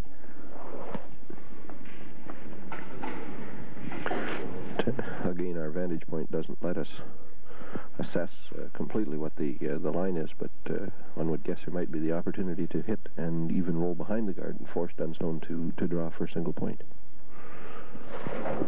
That could be, although I'm sure that Brent Braemer will be trying to stay away from the guard. Not the initial object. Keep it simple. You know, if they could sweep and get that roll, they would, but the main thing is get it out. The second main thing is to stick. He throws excellent weight on those kinds of shots. It reminds me a lot of when Larry Taylor played here. It seemed to me if Larry Taylor could see at least the rock, he didn't need any more. He went right to normal hit. There's none of this cozy stuff, and Brent Braemer is very similar.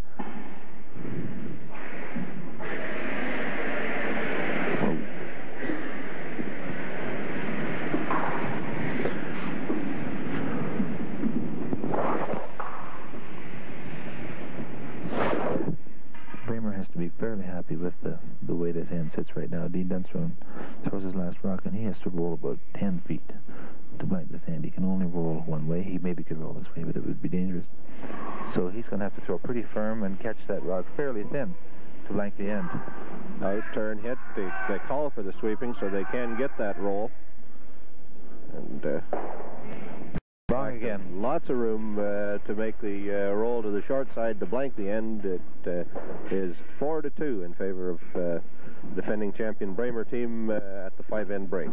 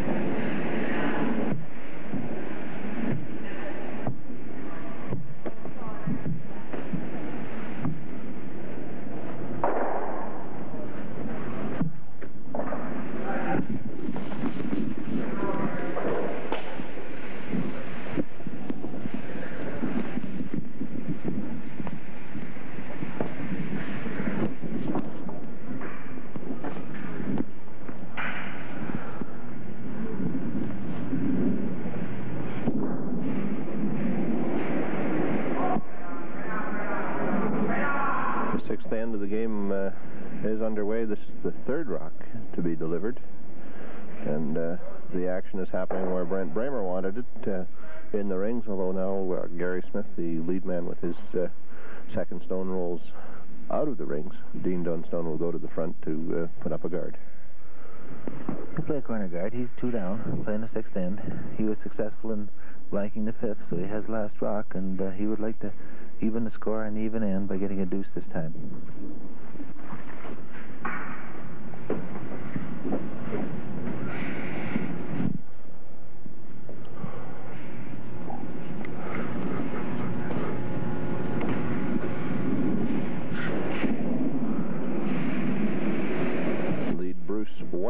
With his second stone of this 6th end, playing an out-turn draw.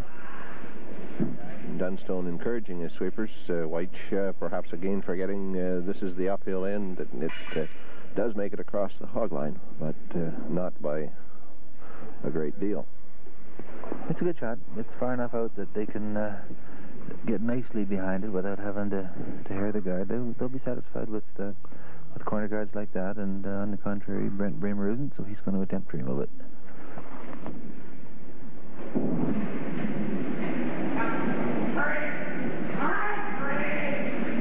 Second man, Miles Riddell, with his in-turn takeout attempt, hits, rolls away to the wall. The result that was desired by Brent Braemer. Dean Dunstone now will go to the front of the rings again, put up another corner guard, probably on the other side of the sheet.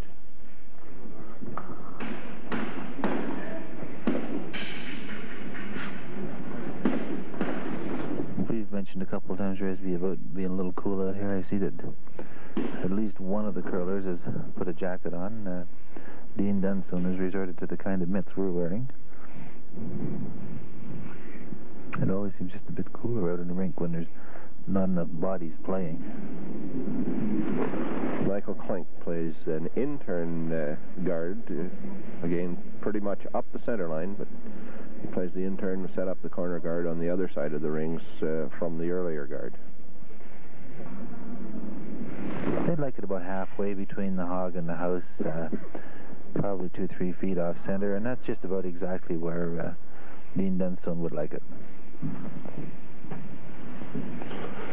Tremendous crowd of people here to watch this final game, Don. It's a great credit to curling fans in this end of the province that two teams from the city of Winnipeg are out here putting on a show, and there are a lot of people here who appreciate the kind of show they're putting on.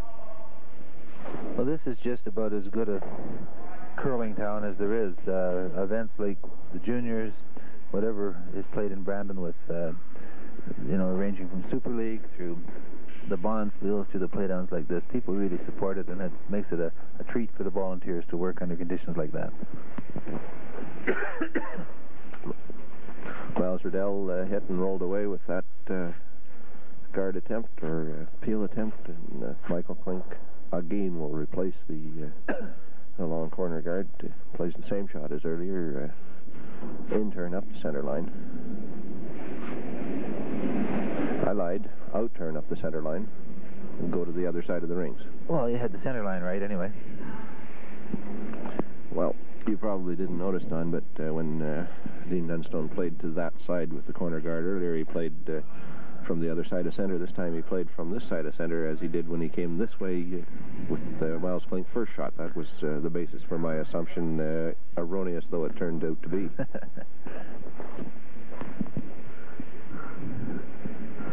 In any case, Brent Braemer will ask his third man, Kyle Thompson, to use the in-turn to peel off that guard. Calls sweeping immediately.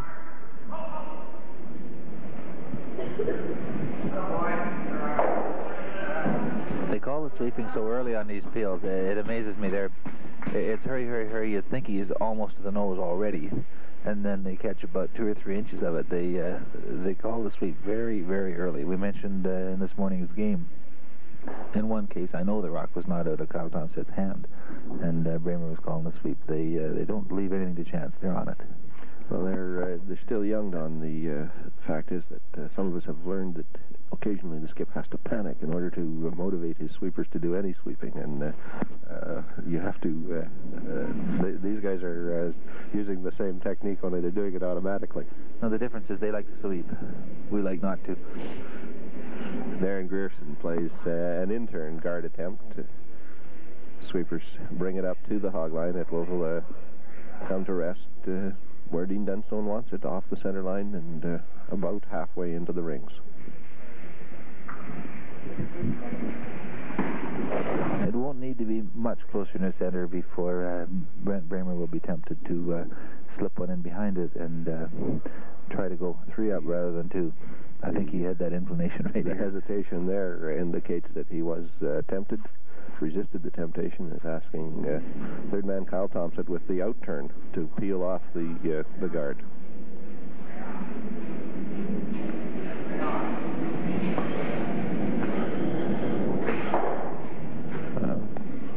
Near miss, the same thing as a miss. He moved the guard across the center line, but it still sits as a very effective corner guard. And this morning, Resby, we were talking about playing rocks outside in and inside out, and in peeling, it's always been my feeling that you should play the turn that allows you to be on the rock most of the time. In that case, they were playing the turn that the outside in turn, which you're not on any of the rock till you're on enough but to remove it, and it's just a tougher way to peel. I think if you've got front enders that can throw good firm weight, play it hard, play the turn that is on some of the rock all the time, it just is more, you're more sure of not going by it. Darren Grierson with the out turn, attempting to draw behind that guard. Sweepers called on it and urged right from the outset. He wrecks on the guard, rolls to the center line, leaves a center guard and a corner guard, each 4 to 5 feet in front of the rings. And that center guard is the one that I think it'll take for Brent Braemer to try to lengthen his lead. You don't get very many opportunities. You're 2 up, playing the 6th end. 2 of your rocks to come, 2 of the oppositions, and he has the opportunity to sock one behind an almost ideally placed center guard. At worst, he gives up the deuce, at worst. And he has the opportunity to try and steal 1 or maybe 2, and so the time has come for him to become just a little more reckless. And in doing so, he has gone to the out-turn draw, will draw from the edge of the 4-foot ring. His objective to draw behind that center guard into the top of the 4-foot, perhaps biting the button, but primary objective is to be behind that center guard.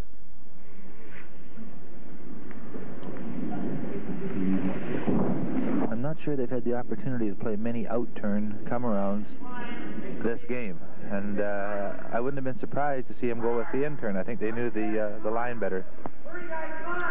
He looks Braemer a bit short. Encourages his sweepers, but he is definitely on the short side. May be able to pull it into the top of the rings, get a bite, but no. He pulls up about a foot short of the rings, giving Dean Dunstone now the opportunity to go to the in-turn side and get behind a pair of guards. I think Brent Braemer thought he had the weight there. When he said whoa, he was saying whoa because he was by the guard. He was not saying whoa because he was heavy, obviously, but I think you could tell from where we were that rock was not heavy. The sweepers had to get on it because in the rings and part of the open is a lot better than in front. With 3 rocks left to come in this 6th end, Dean Dunstone trails by 2, but has an opportunity now to get those 2 back and at least tie the game. Depending on what he can do with this first shot, an in-turn draw, which needs to get into the rings behind that center guard.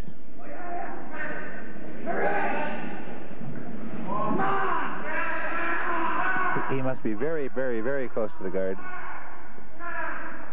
Touches the guard.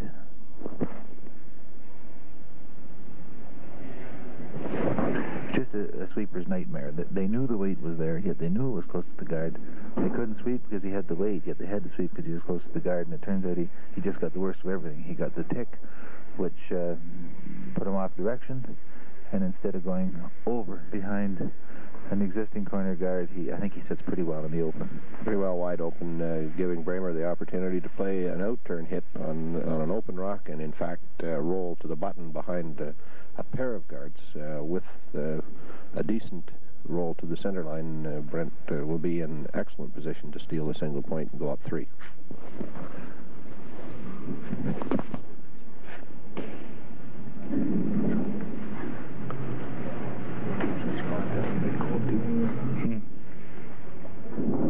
He'll be firm with his weight because he believes in throwing them. Well, as much as he wants to get the roll to the inside, the initial objective is to kill that Dunstone rock. A call for sweeping all the way down. He gets a roll to the outside, almost as effective because he is at least partially buried, probably fully buried, and Dean Dunstone now will have to draw for a single point.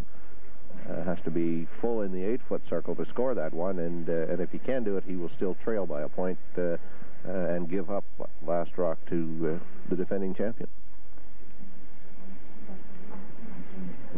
Although I think that Brent Braemer was trying to roll the other way, that shot turned out pretty good.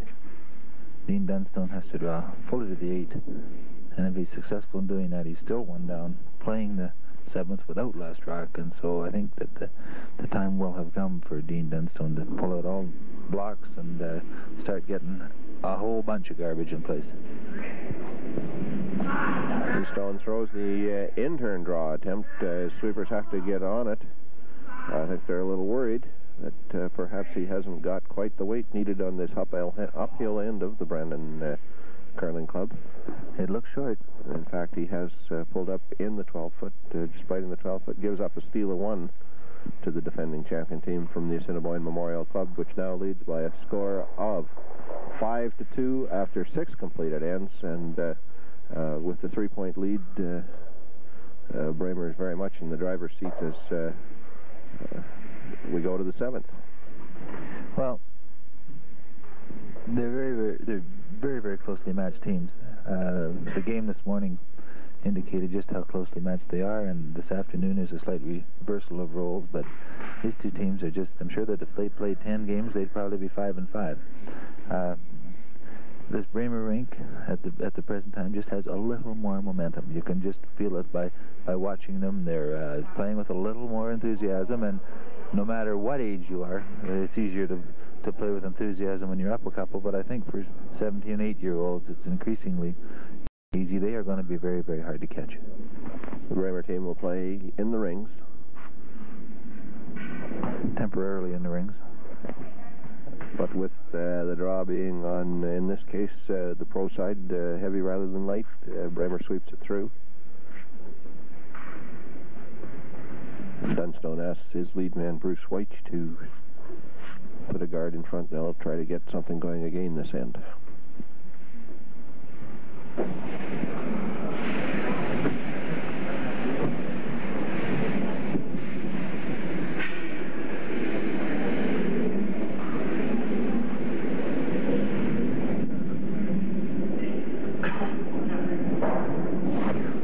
Even after missing his last rock, 3 down, playing the 7th end, the corner guard comes to rest, and Bruce Weich receives good shot accolades from his teammates. These guys are not out of it.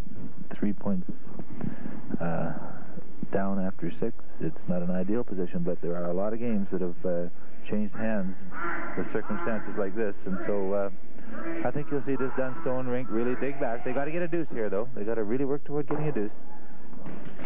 Well, as you indicated yourself, the Braemer team was down by 3 points at this stage yesterday, or was it after the 5th end? But virtually the same point in the game, trailed by 3, and went on to win and advance to this final game.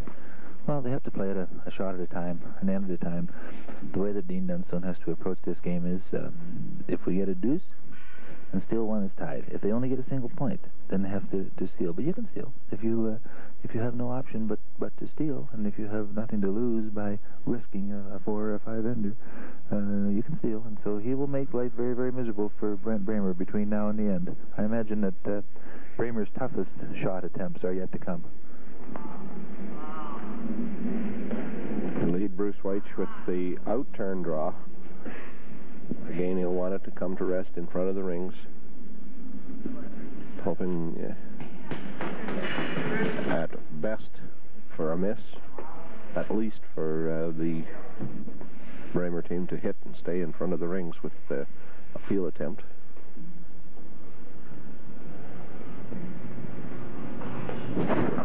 This Braemer front end peels particularly well. They don't go by many. They don't nose many. They just throw that good firm hitting weight, and if they hit the rock anywhere near where they want to, it's gone.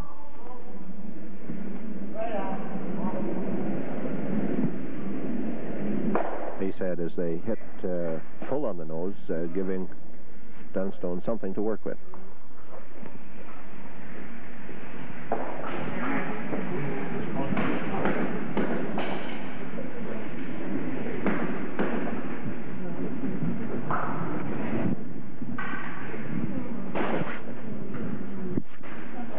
Dunstone's faced this type of situation a few times where he's had an opportunity to get this act back together. He's been just not that far away from being right on this game, but things have not quite gone his way. He needs to get a couple of rocks out front, get at least one or two in behind to get back in it, and ignoring the front stone, he's going to the side. He asked Michael Klink to throw the in-turn draw, guard attempt. Doesn't want it to come to rest where Braemer can remove them both. And Braemer elects to remove the Dunstone rock, the rock just played by Michael Klink. Yes, if there was one rock left in front, he'd sooner hit the one that was closest to the center in case he has to go behind it himself. And so, although there's a double off the front stone, this one will afford him the opportunity to leave a rock in front, which is not too detrimental to him.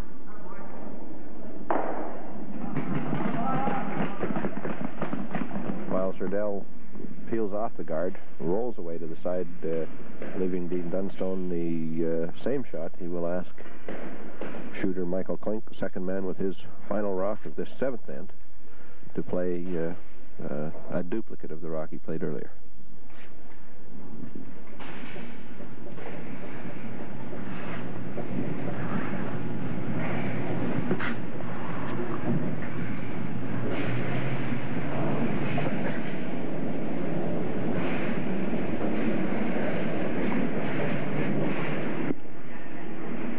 Concentration.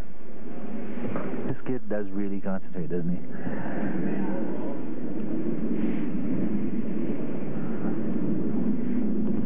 I did that once. It didn't work for me, so I didn't bother doing it again. It's probably in school. So Klink puts up the guard 1.5 to 2 feet in front of the rings, halfway between the center line and the wall, and Brent Braemer immediately asks third man Kyle Thompson to throw an out-turn hit, peel off that guard and roll away.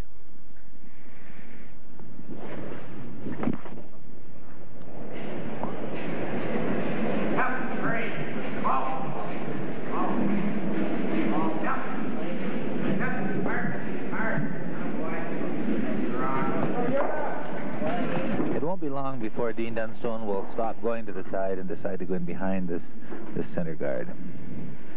I'm not sure if he'll do it quite yet. Lots of skips would. He would too.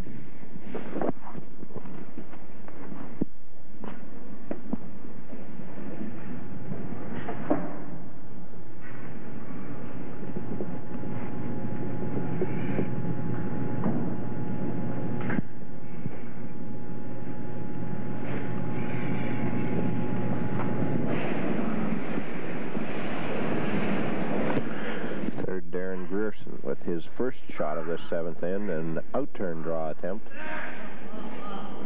Sweepers tell Dunstone the weight is good.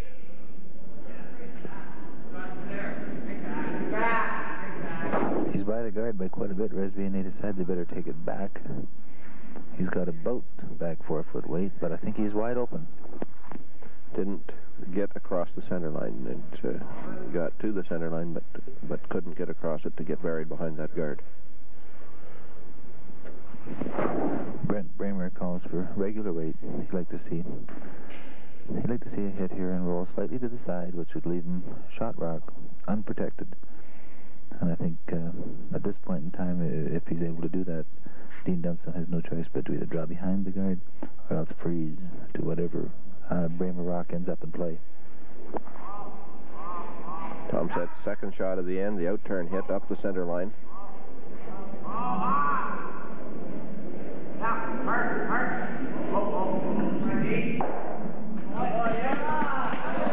Hits and rolls wide open to the back corner of the 8-foot ring, and Dunstone indicating that he will ignore it and attempt to go behind that center guard.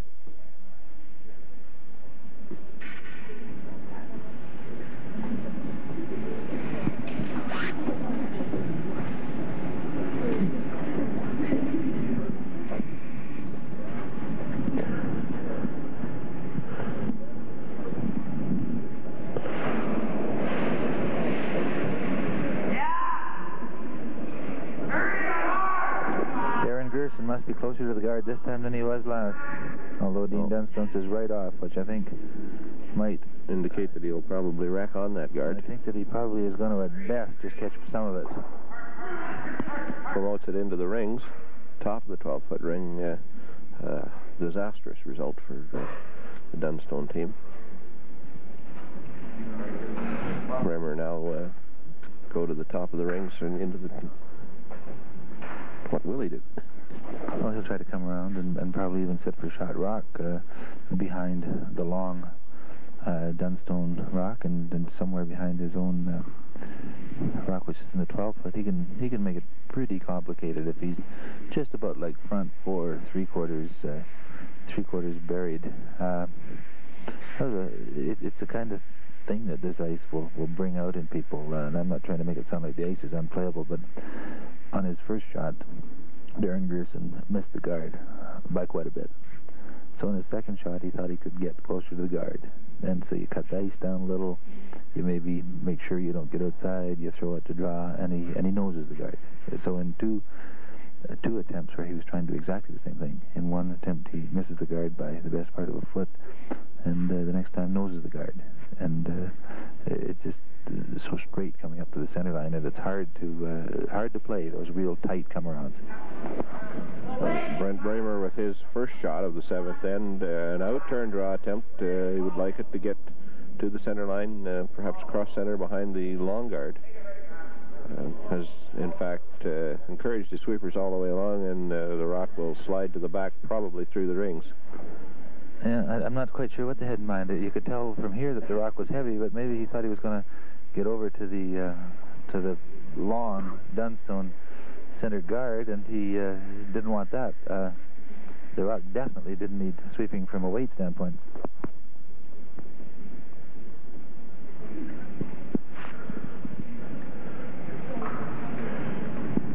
How many people in the stands here, Resby? How many fans total here? 311. Exactly. It's a very, very good crowd for any curling event in any club in any city. Yeah, this is as many as they get in some cities to watch, like, national events. The people really do turn out. Dean Dunstone, an out-turn draw attempt. His sweeper's very gentle with it as it passes the guard. Lots of room to spare. It begins to come in now, and he is drawn to the button, the back of the button. A very good draw. I'm not too sure how close he was to the guard. Brent Braemer indicates that about 8 inches of ice should be sufficient to move it. I'm sure he can see some of that rock. They just had their trouble, the Dunstone team, getting right in behind cover. They've had the weight, but they just have never made it so that Braemer hasn't got at least a shot. Well, the shot stone, the Dunstone rock sits cutting the center line on the back of the button. The long guard is 3 to 4 inches off the center line, so we can assume that he can see a large half of the shot rock at least. He'll be firm with his weight.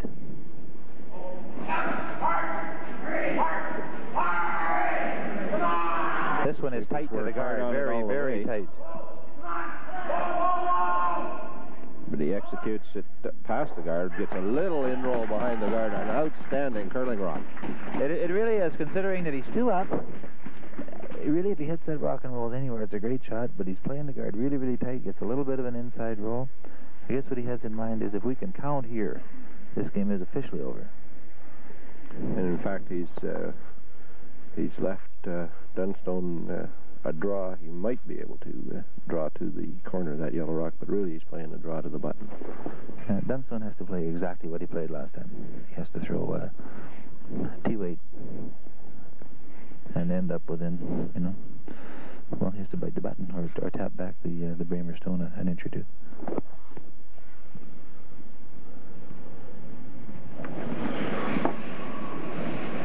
Dunstone's out-turn draw attempt. Sweepers pick it up at the release at the hog line. Not over-sweeping, but encouraged now by both third Darren Grierson and skip Dean Dunstone to bring that rock in. He's not far off.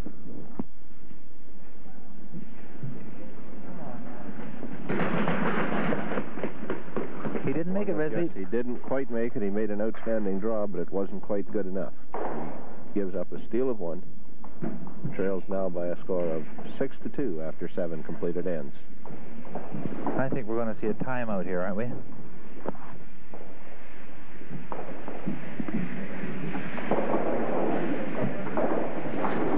Well, perhaps, Don, you can explain a timeout. Well, I can, if that's all you want to know. No, it's the coach of the Dunstone team is Dean Dunstone's mother, Carol, and the teams are allowed some timeout time, and I'm sure that it's a smart move by the Dunstone team, and rather than just allowing this Braemer team to ramble along and gather momentum as they go, they want to break the momentum. They want to talk to their coach and hear what she thinks from behind the sheet. What are we doing wrong? What should we be doing differently? And at the same time, Kerry Burtnick takes the opportunity to wander across sheet 2 and spend a minute or 2 with his boys. And so the timeout is a Dunstone timeout, but the Braemer team as well will benefit from their conversation with Kerry Burtnick. Well, the timeout and the discussion more critical now for the Dunstone team. If you were the coach of the Dunstone team, what kinds of things would you be saying? What do you suggest? What do you recommend? Well, they are now 4 points down, playing the 8th. What they have to do is play the 8th to get a deuce, steal the 9th, steal the 10th, steal the 11th. That's just plain and simple what they have to do. They have to start counting. They can't. Don't have the opportunity or the option of blanking ends because they haven't got time on their side. They're down too far. They have to stick their neck right out this time. They gotta say to each other, if we give up 5, we give up 5, but we gotta really try to get a deuce. And so I think that the Dunstone strategy will be every rock can play us to our advantage. So let's have lots of them. On the contrary, Brent Braemer will hit absolutely everything.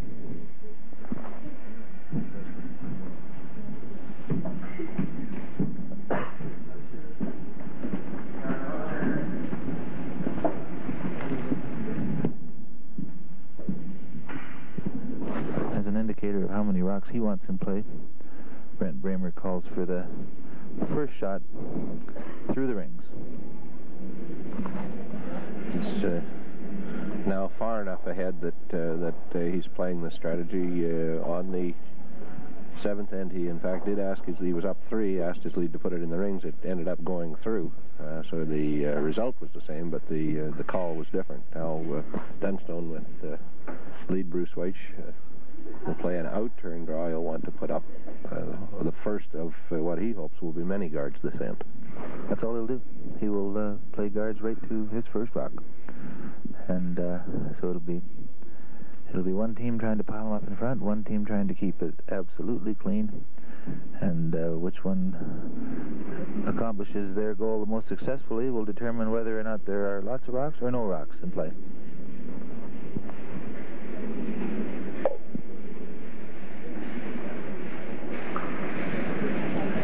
Sweepers working hard to get the white rock across the hog line.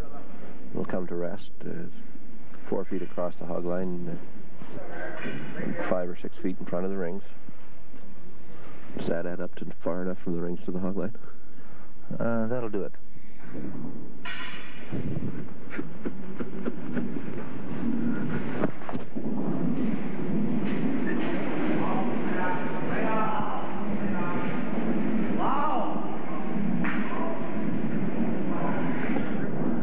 Smith is asked to peel off that guard, misses it completely, giving Dunstone the opportunity to put up a second one, the kind of thing that, in fact, he needs to have happen a couple times yet this end. Gary Smith is asking Brent Braemer, was I outside? He didn't think he was, but Brent says you were outside enough. Well, when you miss a rock by as little as he did and throw the weight he did, you don't have to be outside by very much. And even on this ice, if you just straighten the rock a little when you release it, it'll settle out a little rather than drawing. It's actually backing a little bit out of your hands, and it's just so straight coming outside in, especially with that kind of weight, that you pretty well have to be on the rock out of your hand. So Bruce Weich now plays the in-turn draw, and is even gentler than he was on the first draw attempt. Dunstone comes out to help out with the sweeping. The rock does not make it across the hog line. You're right, it is short. Bruce Weich has been gentle on his hits. He's gentle on his draws, and in that case, just a little too gentle.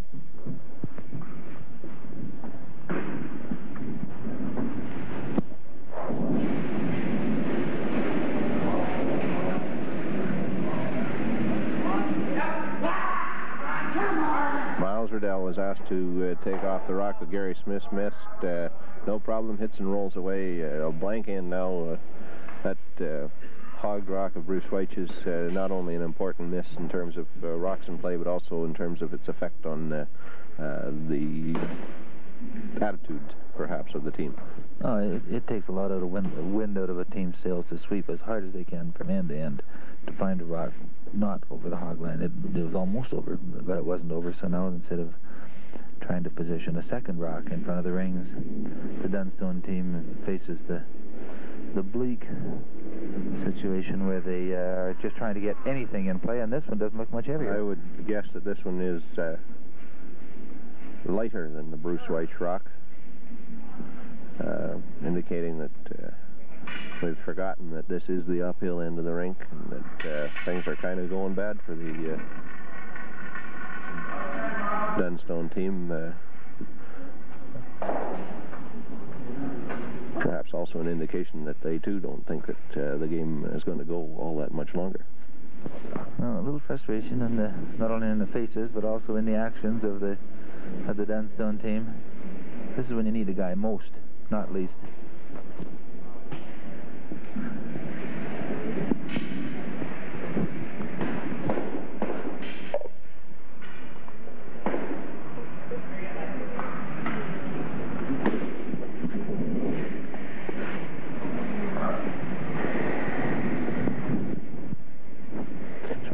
Is asked to play the guard. In-turn guard attempt. Has a little more weight this time. Darren Gerson and Bruce Weich working on it. But there'll be no problem with it making to the hog line this time.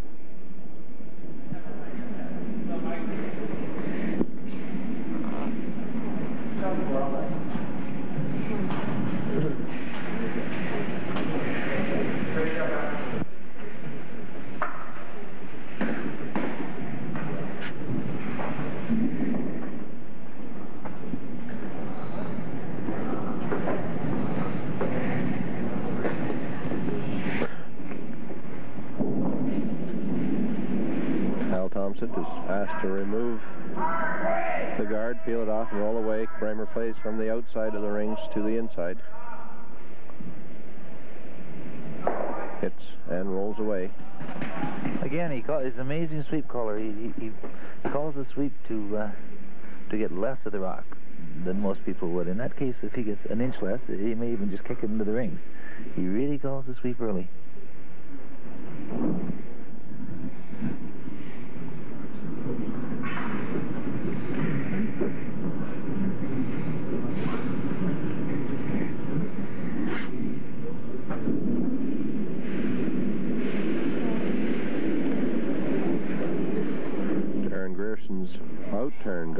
now.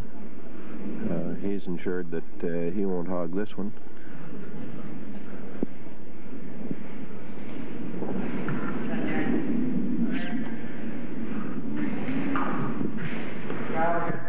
As it comes to rest, Brent Braemer indicates he wants again to play from the outside, hitting the outside edge of the rock with Kyle Thompson as he peels the guard off.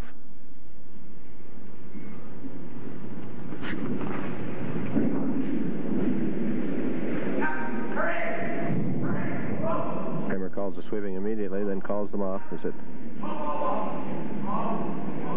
crosses the hog line. No question that he'll hit and roll away again, taking a pretty small portion of the outside edge of that rock, but no doubt in Braemer's mind about it.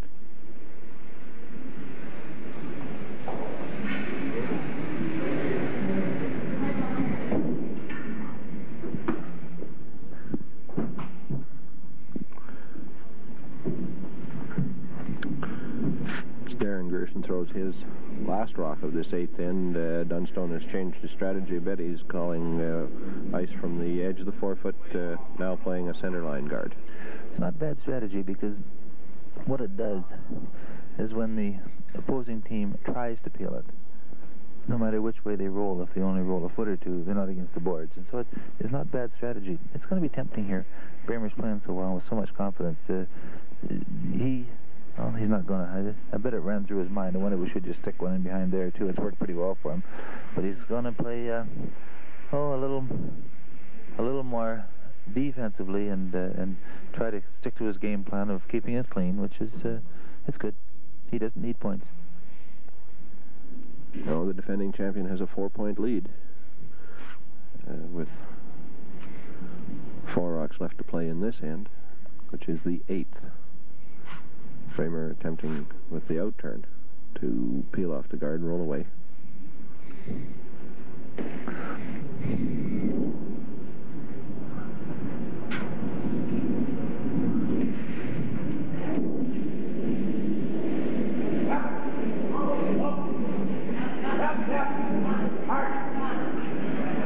Good firm weight, no doubt about it. Peels the guard off.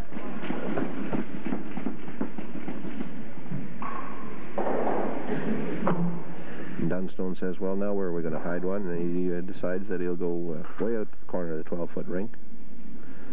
Maybe way over this side of the corner of the 12-foot ring. But yeah, he has to be in the rings.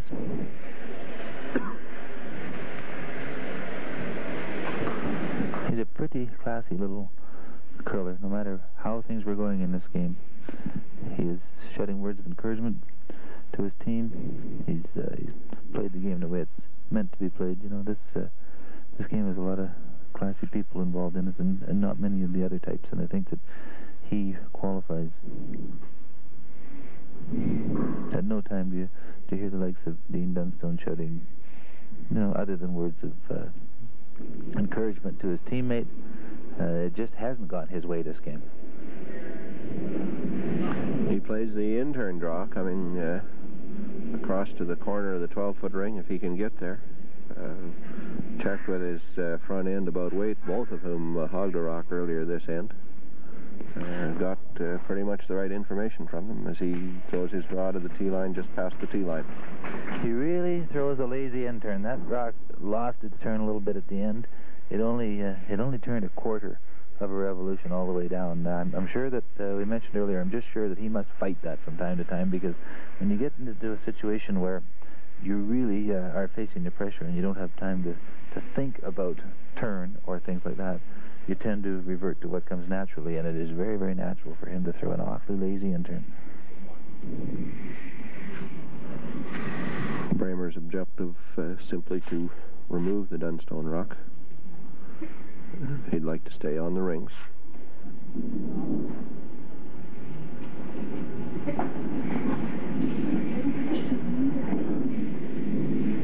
And he throws the in-turn hit at it. Calls a sweeping immediately.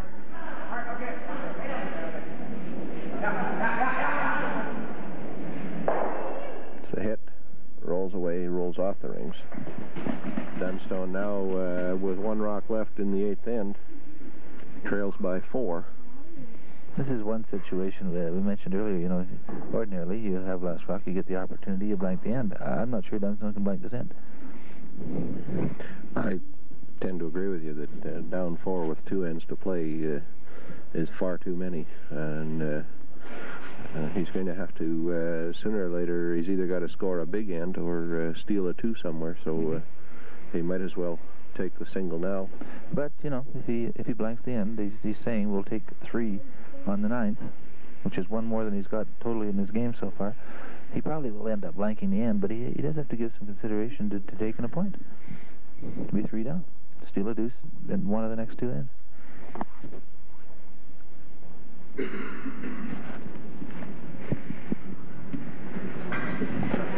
I think that the smiles on the faces indicate that the Dunstone team acknowledges the futility of almost any decision that they can make. We think they're talking about whether or not to blank it. They might be talking about whether or not to play.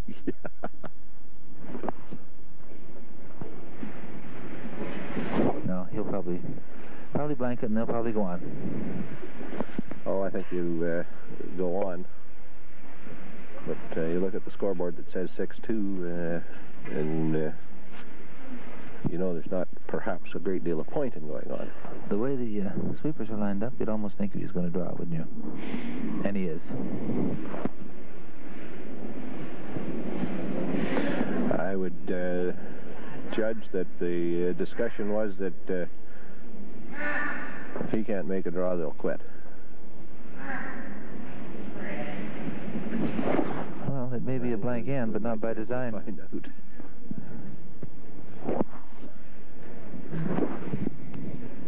No, I was wrong about that too. No, they'll go on. You know, you can get 3 enders in this game. 4 points in 2 ends is not out of the way. It's going to be tough though, because this Braemer rink is just hitting so well. They're a good hitting team, especially the front 2.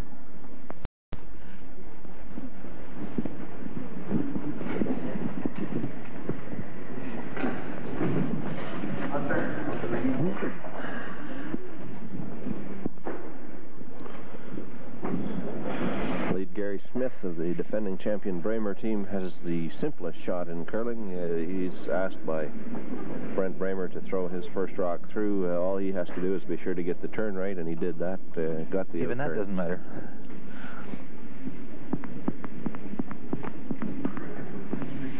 And Dunstone asks Bruce Weich to put up the corner guard. He'll throw the out turn. On that rock, even this doesn't matter. No, as a matter of fact, toward the end of the 8th end, Dean Dunstone played a center rather than a corner guard, and I think if I were him, I would do that. Put it in the middle. No matter which way Braemer was rolled off of it, as long as he only rolled a foot or two, it'd still be in play. I think he should put his center guards at this point in time in the middle, or his front rocks, rather, in the middle rather than off to the side. It's certainly where I'd put my center guards. No, you wouldn't, Resby. Well, if they were going to be center guards, I would. Well, they wouldn't be. Bruce Weich makes no mistake about his guard. It's halfway in from the hog line to the rings. Braemer calls for the in-turn hit with lead Gary Smith, second stone of this 9th end.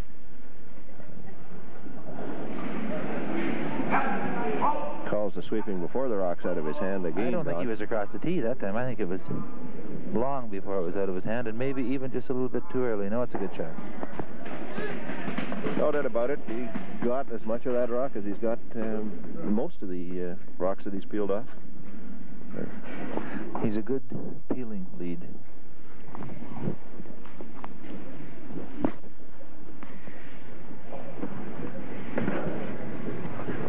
Dunstone now accepting your advice, Don, and wants a rock in front. I think towards the center of the sheet. We'll know by the turn.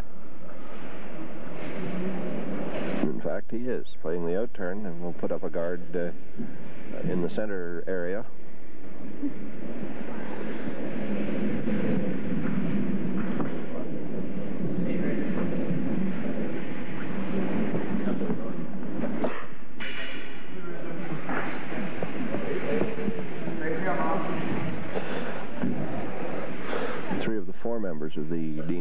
Dunstone team will be graduating from junior ranks with this game. Dunstone himself, Darren Gerson, and Bruce White, all at 19 years of age, have used up their eligibility in the competition. Michael Klink at 18 has one more year. Gary Smith at 18 has one more year. Miles Riddell at 18 has one more year. He is the young man who just missed the center line takeout.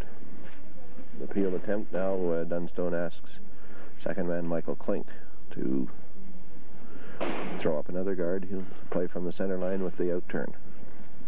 Brent Braemer and Kyle Thompson at 17 both have 2 more years of eligibility.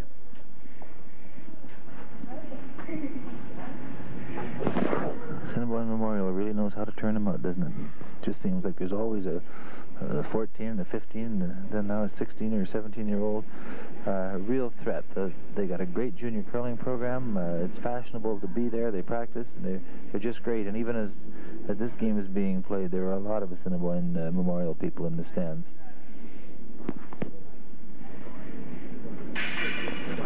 Klink's guard comes to rest short of the rings, a little closer to the rings probably than Dean Dunstone wanted it. Closer than Braemer wants it anyway. They play the outside-in peel attempt. Second man, Miles Riddell.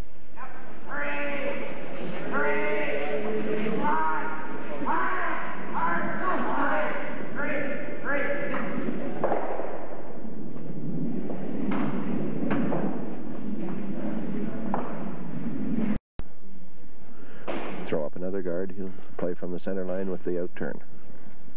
Brent Braemer and Kyle Thompson at 17 both have 2 more years of eligibility.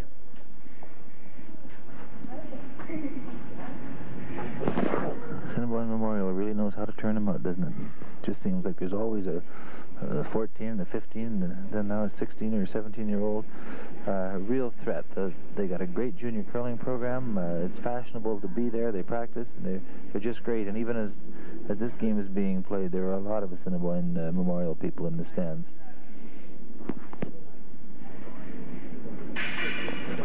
Klink's guard comes to rest short of the rings, a little closer to the rings probably than Dean Dunstone wanted it. Closer than Braemer wants it anyway. They play the outside-in peel attempt. Second man, Miles Riddell.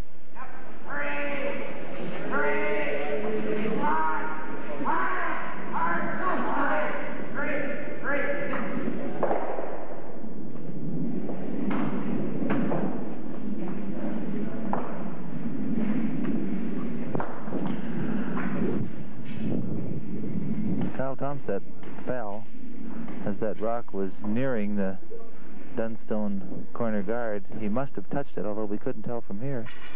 I'm not sure whether or not anybody really knew that he touched it.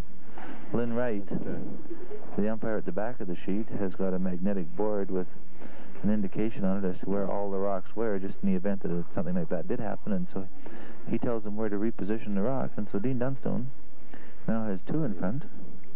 It's about all he can ask for at this time. No doubt in the mind of Braemer and Thompson. They burned the rock. They got it out of there, and for only the second time today, the officials have been involved. We had a measure in the first game, and now Lynn Wright's been able to help get things back to order. Dean Dunstone playing a in-turn draw past the center guard. This looks like a good one. Didn't get over completely across center, but certainly got almost completely buried. Draw to the button, and Braemer will remove the center guard.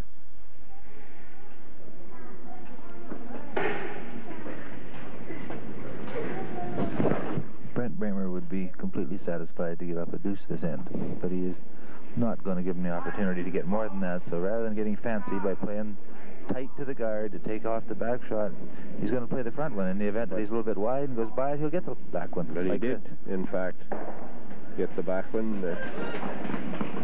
That's probably just the combination of people knowing what they're doing. He played the front guard, but they both really were playing either shot. And so he plays the front one tight. Thompson makes sure that he's, if anything, just a little on the outside of the brim, and so they get the back one. they could just as easily have played the back one and the Tom said played it tight and got the front one. They know what they're doing out there. Dunstone does now have the opportunity again to play the draw, use the center guard. Darren Grierson with his first shot of the ninth end.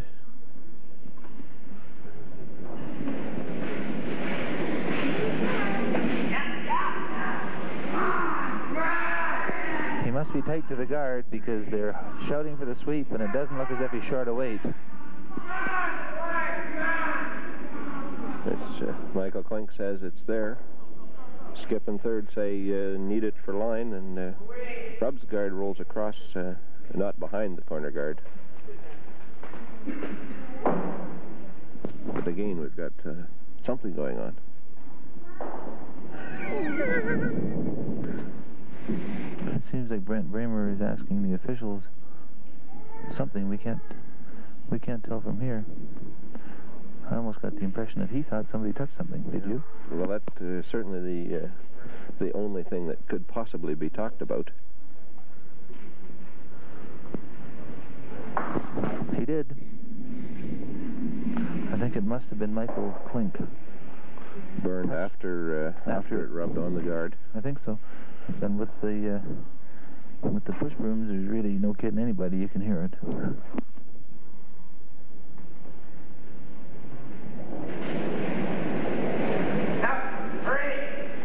Well, there was no doubt about it, because as Bruce Weiss walked down the ice, he said to Darren Grierson that it was burned. So Braemer hits and rolls away to the outside. Two rocks still in play. One foot off the wall, a foot and a half off the wall. The other one more used to the Dunstone team.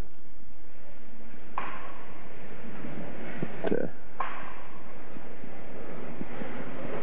while it looked like things were going fairly well for the Dunstone rink this end, it's just not working out. Well, he at least had an opportunity to get a deuce, and that would have been not all that good a shape coming home, but better than two, or better than 3 or 4 down. And right now he's going to have his work cut out to get that deuce. Just a real tough luck. Nothing is going his way this game. They either tick the guards, or they miss him by a foot. They buy this one by 2 feet. Last time they ticked the guard and were fortunate enough to roll behind another one, and they burned it. And so it's just not going their way.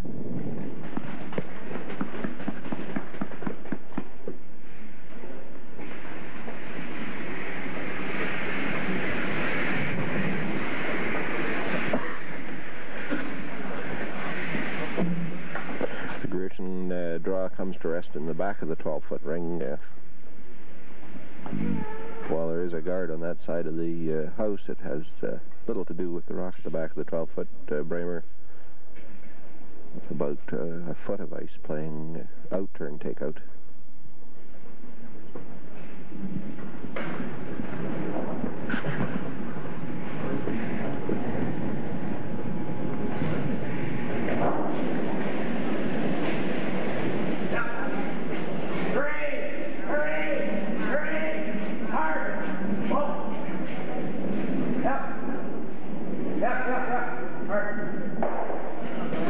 He hits and stick on that rock in the back of the 12-foot. I think he would have perhaps preferred to roll out. I'm surprised he called the sweep off. I think he would. He probably thought he was going to roll open, which would have been fine, but rolling out would be better than anything else he could do. It gives Dean Dunstone an opportunity to draw not only behind a corner guard, but also in front of a Braemer stone. It would have been better out of there. Maybe, though, he realized it just wasn't going to roll out, and so they left it for the nose hit.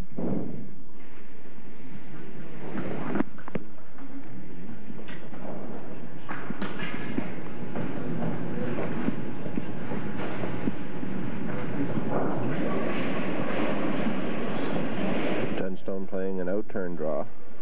Will attempt to get past the guard. Darren Grierson indicating some concern that he may not be able to do that. And in fact, he didn't. Rubs on the guard. Perfect weight. Perfect weight. Hits half the guard. It just simply has not worked for the Dunstone team in this game. They've been Gerson played past that same guard and cleared it by, as you said, a good 2 feet. Dean Dunstone played the same shot and wrecked on the guard. Just had real trouble with getting the ice, the weight together when they're coming around guards. They were either by a foot, or taking the guards, or nothing. So it's just one of those games where they're not far away because they're just that good, but things didn't go their way this afternoon.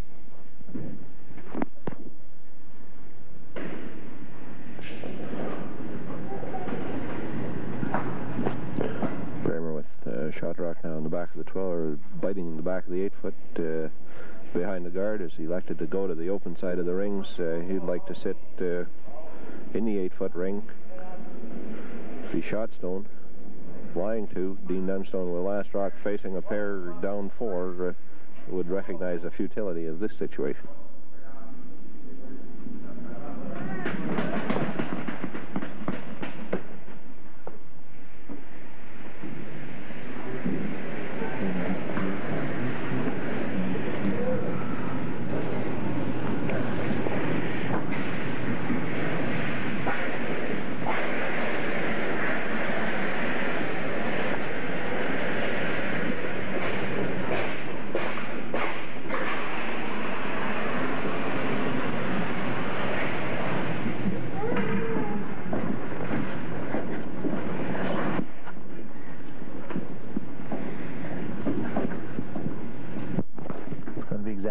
For Dean Dunstone to have come off a horrible, humiliating defeat halfway through this event. I think he lost about 6 or 7-0. To fight his way back through the B-side, to beat Braemer earlier today, and then come out and just have the wheels come right off.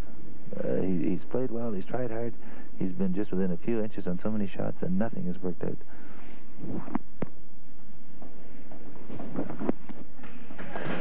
He draws full to the 8-foot ring. Scores a single point. Score is now 6-3 in favor of the defending champion Brent Braemer team from the Assiniboine Memorial Club. Braemer has last rock coming home.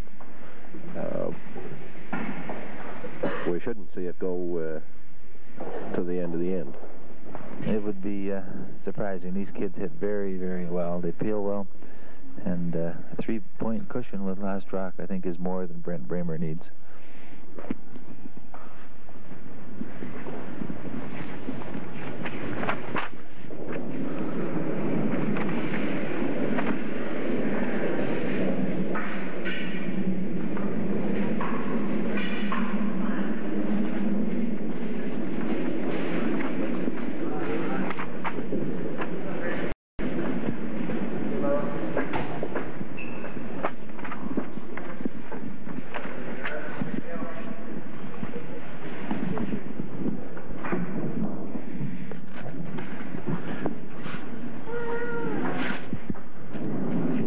Smith is asked to peel off the centerline guard left by Bruce Weich.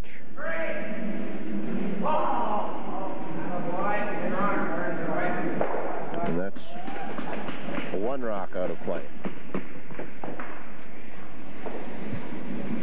He has been very, very consistent in his front-running role. I'm not sure that he's, other than made 100% peels.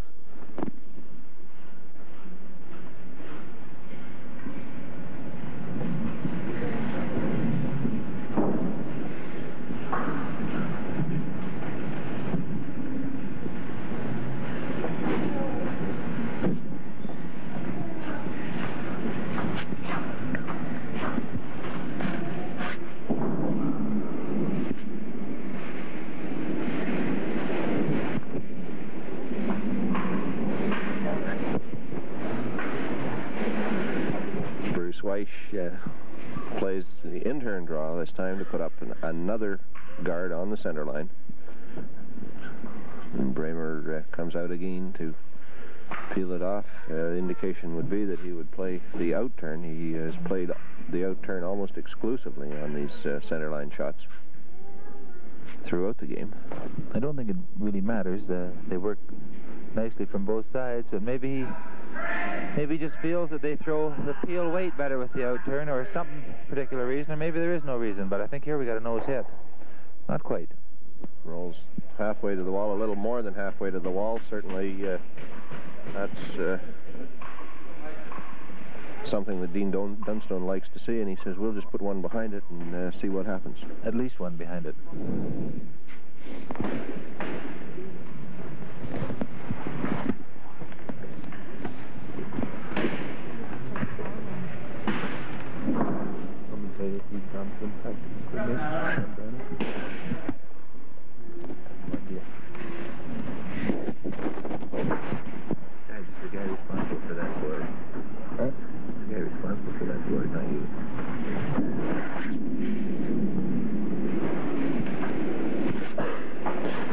Michael Klink, in fact, playing the outturn draw.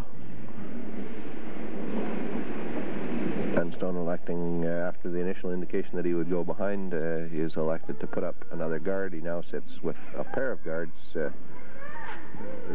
equally situated between the center line and the walls on either side of the house, and Braemer will play the in-turn hit with second man Miles Riddell to remove the rocks just left there by Michael Klink.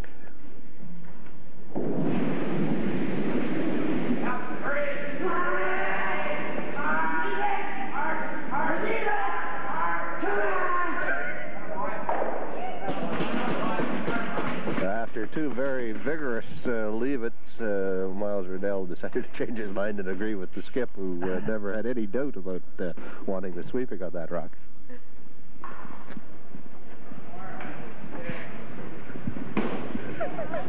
That wasn't true, he said.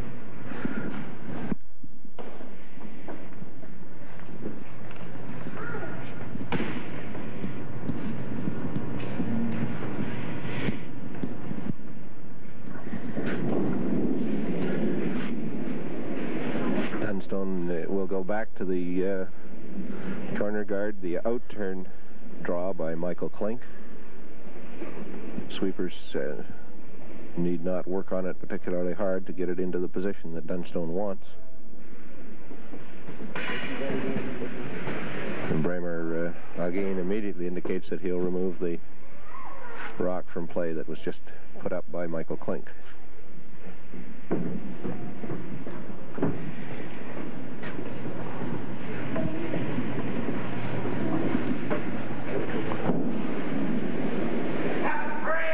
Immediate call for a sweep. Riddell agrees with the skip on this one and gets the nose hit. A pair of guards now left in front of the rings by the Braemer rink, more than they've left throughout the game, but up three is not necessarily a disaster yet. No, I don't think that Dunstone is entirely out of the woods. He has 4 rocks to come. He has to count 3 of them to tie the game. And he doesn't have last rock. He's just actually going through the motions, although they're going through the motions pretty valiantly. It's no fun out there when you know it's over. You know everybody else knows it's over, and yet you pretty well got to go till you run right out of rocks. The one thing that I will say is I congratulate the committee for not letting the bagpipes warm up. It's a very astute observation, Resby.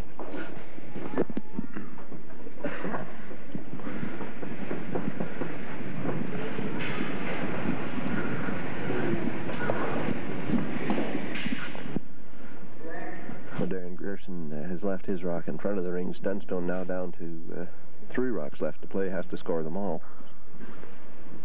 I don't know why they would pick this time to discuss shots. They haven't discussed any yet. And this one, it doesn't matter what he does, including miss it.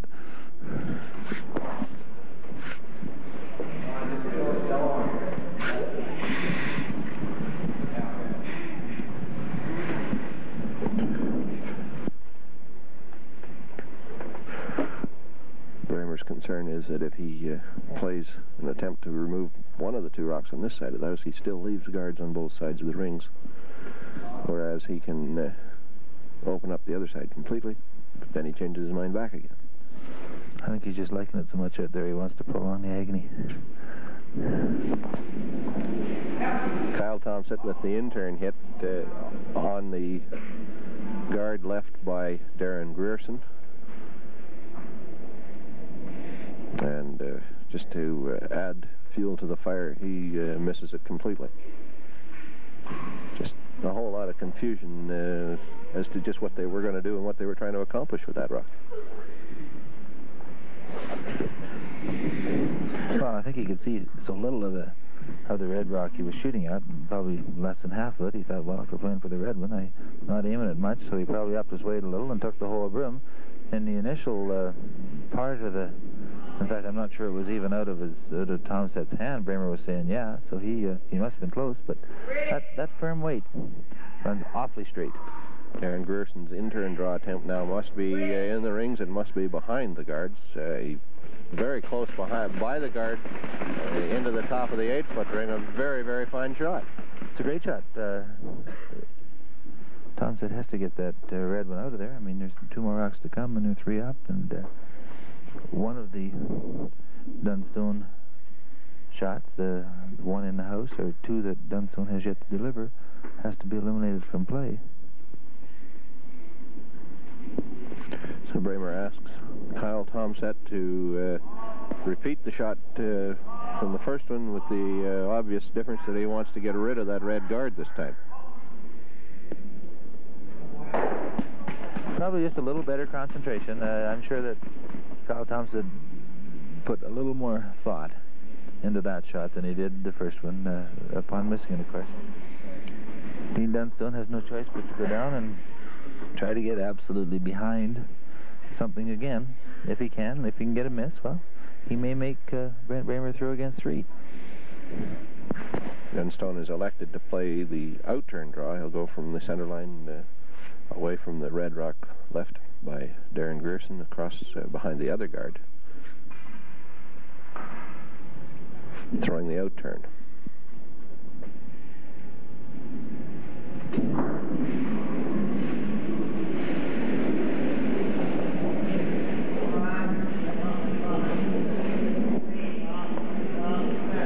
To have plenty of weight.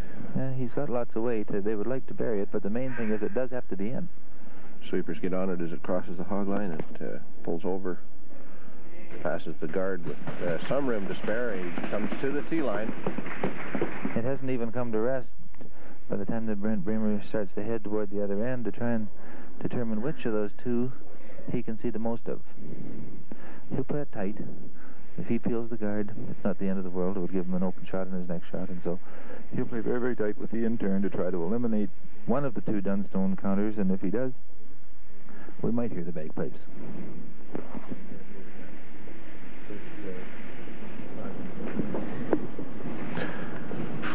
Brent Braemer, the defending Manitoba Junior champion, must make one of his last 2 shots in this game to win the 1988 version of the Winnipeg Free Press Manitoba Junior Men's Curling Championship, to go to Vancouver at the end of March to represent the province of Manitoba in the national Pepsi competition. And he throws the in-turn hit with his next to last rock of the game, calls the sweep right away. He must be close. It's hurried and it's woe, and I think by the looks on Brent Braemer's face, he likes the looks of this shot. The game is over. The defending champions, Brent Braemer, Kyle Thompson, Miles Riddell, and Gary Smith of the Assiniboine Memorial Curling Club, coached by Kerry Burtnick, have won the 1988 version of the title, and they will go to Vancouver to represent Manitoba at the national level at the end of March. Well, they were 6-5 last year, Resby. What are they going to be this year? 6-5. Let's see. That indicates they must play 11 games. Very good. 8-3. Very good. Do you agree? I agree.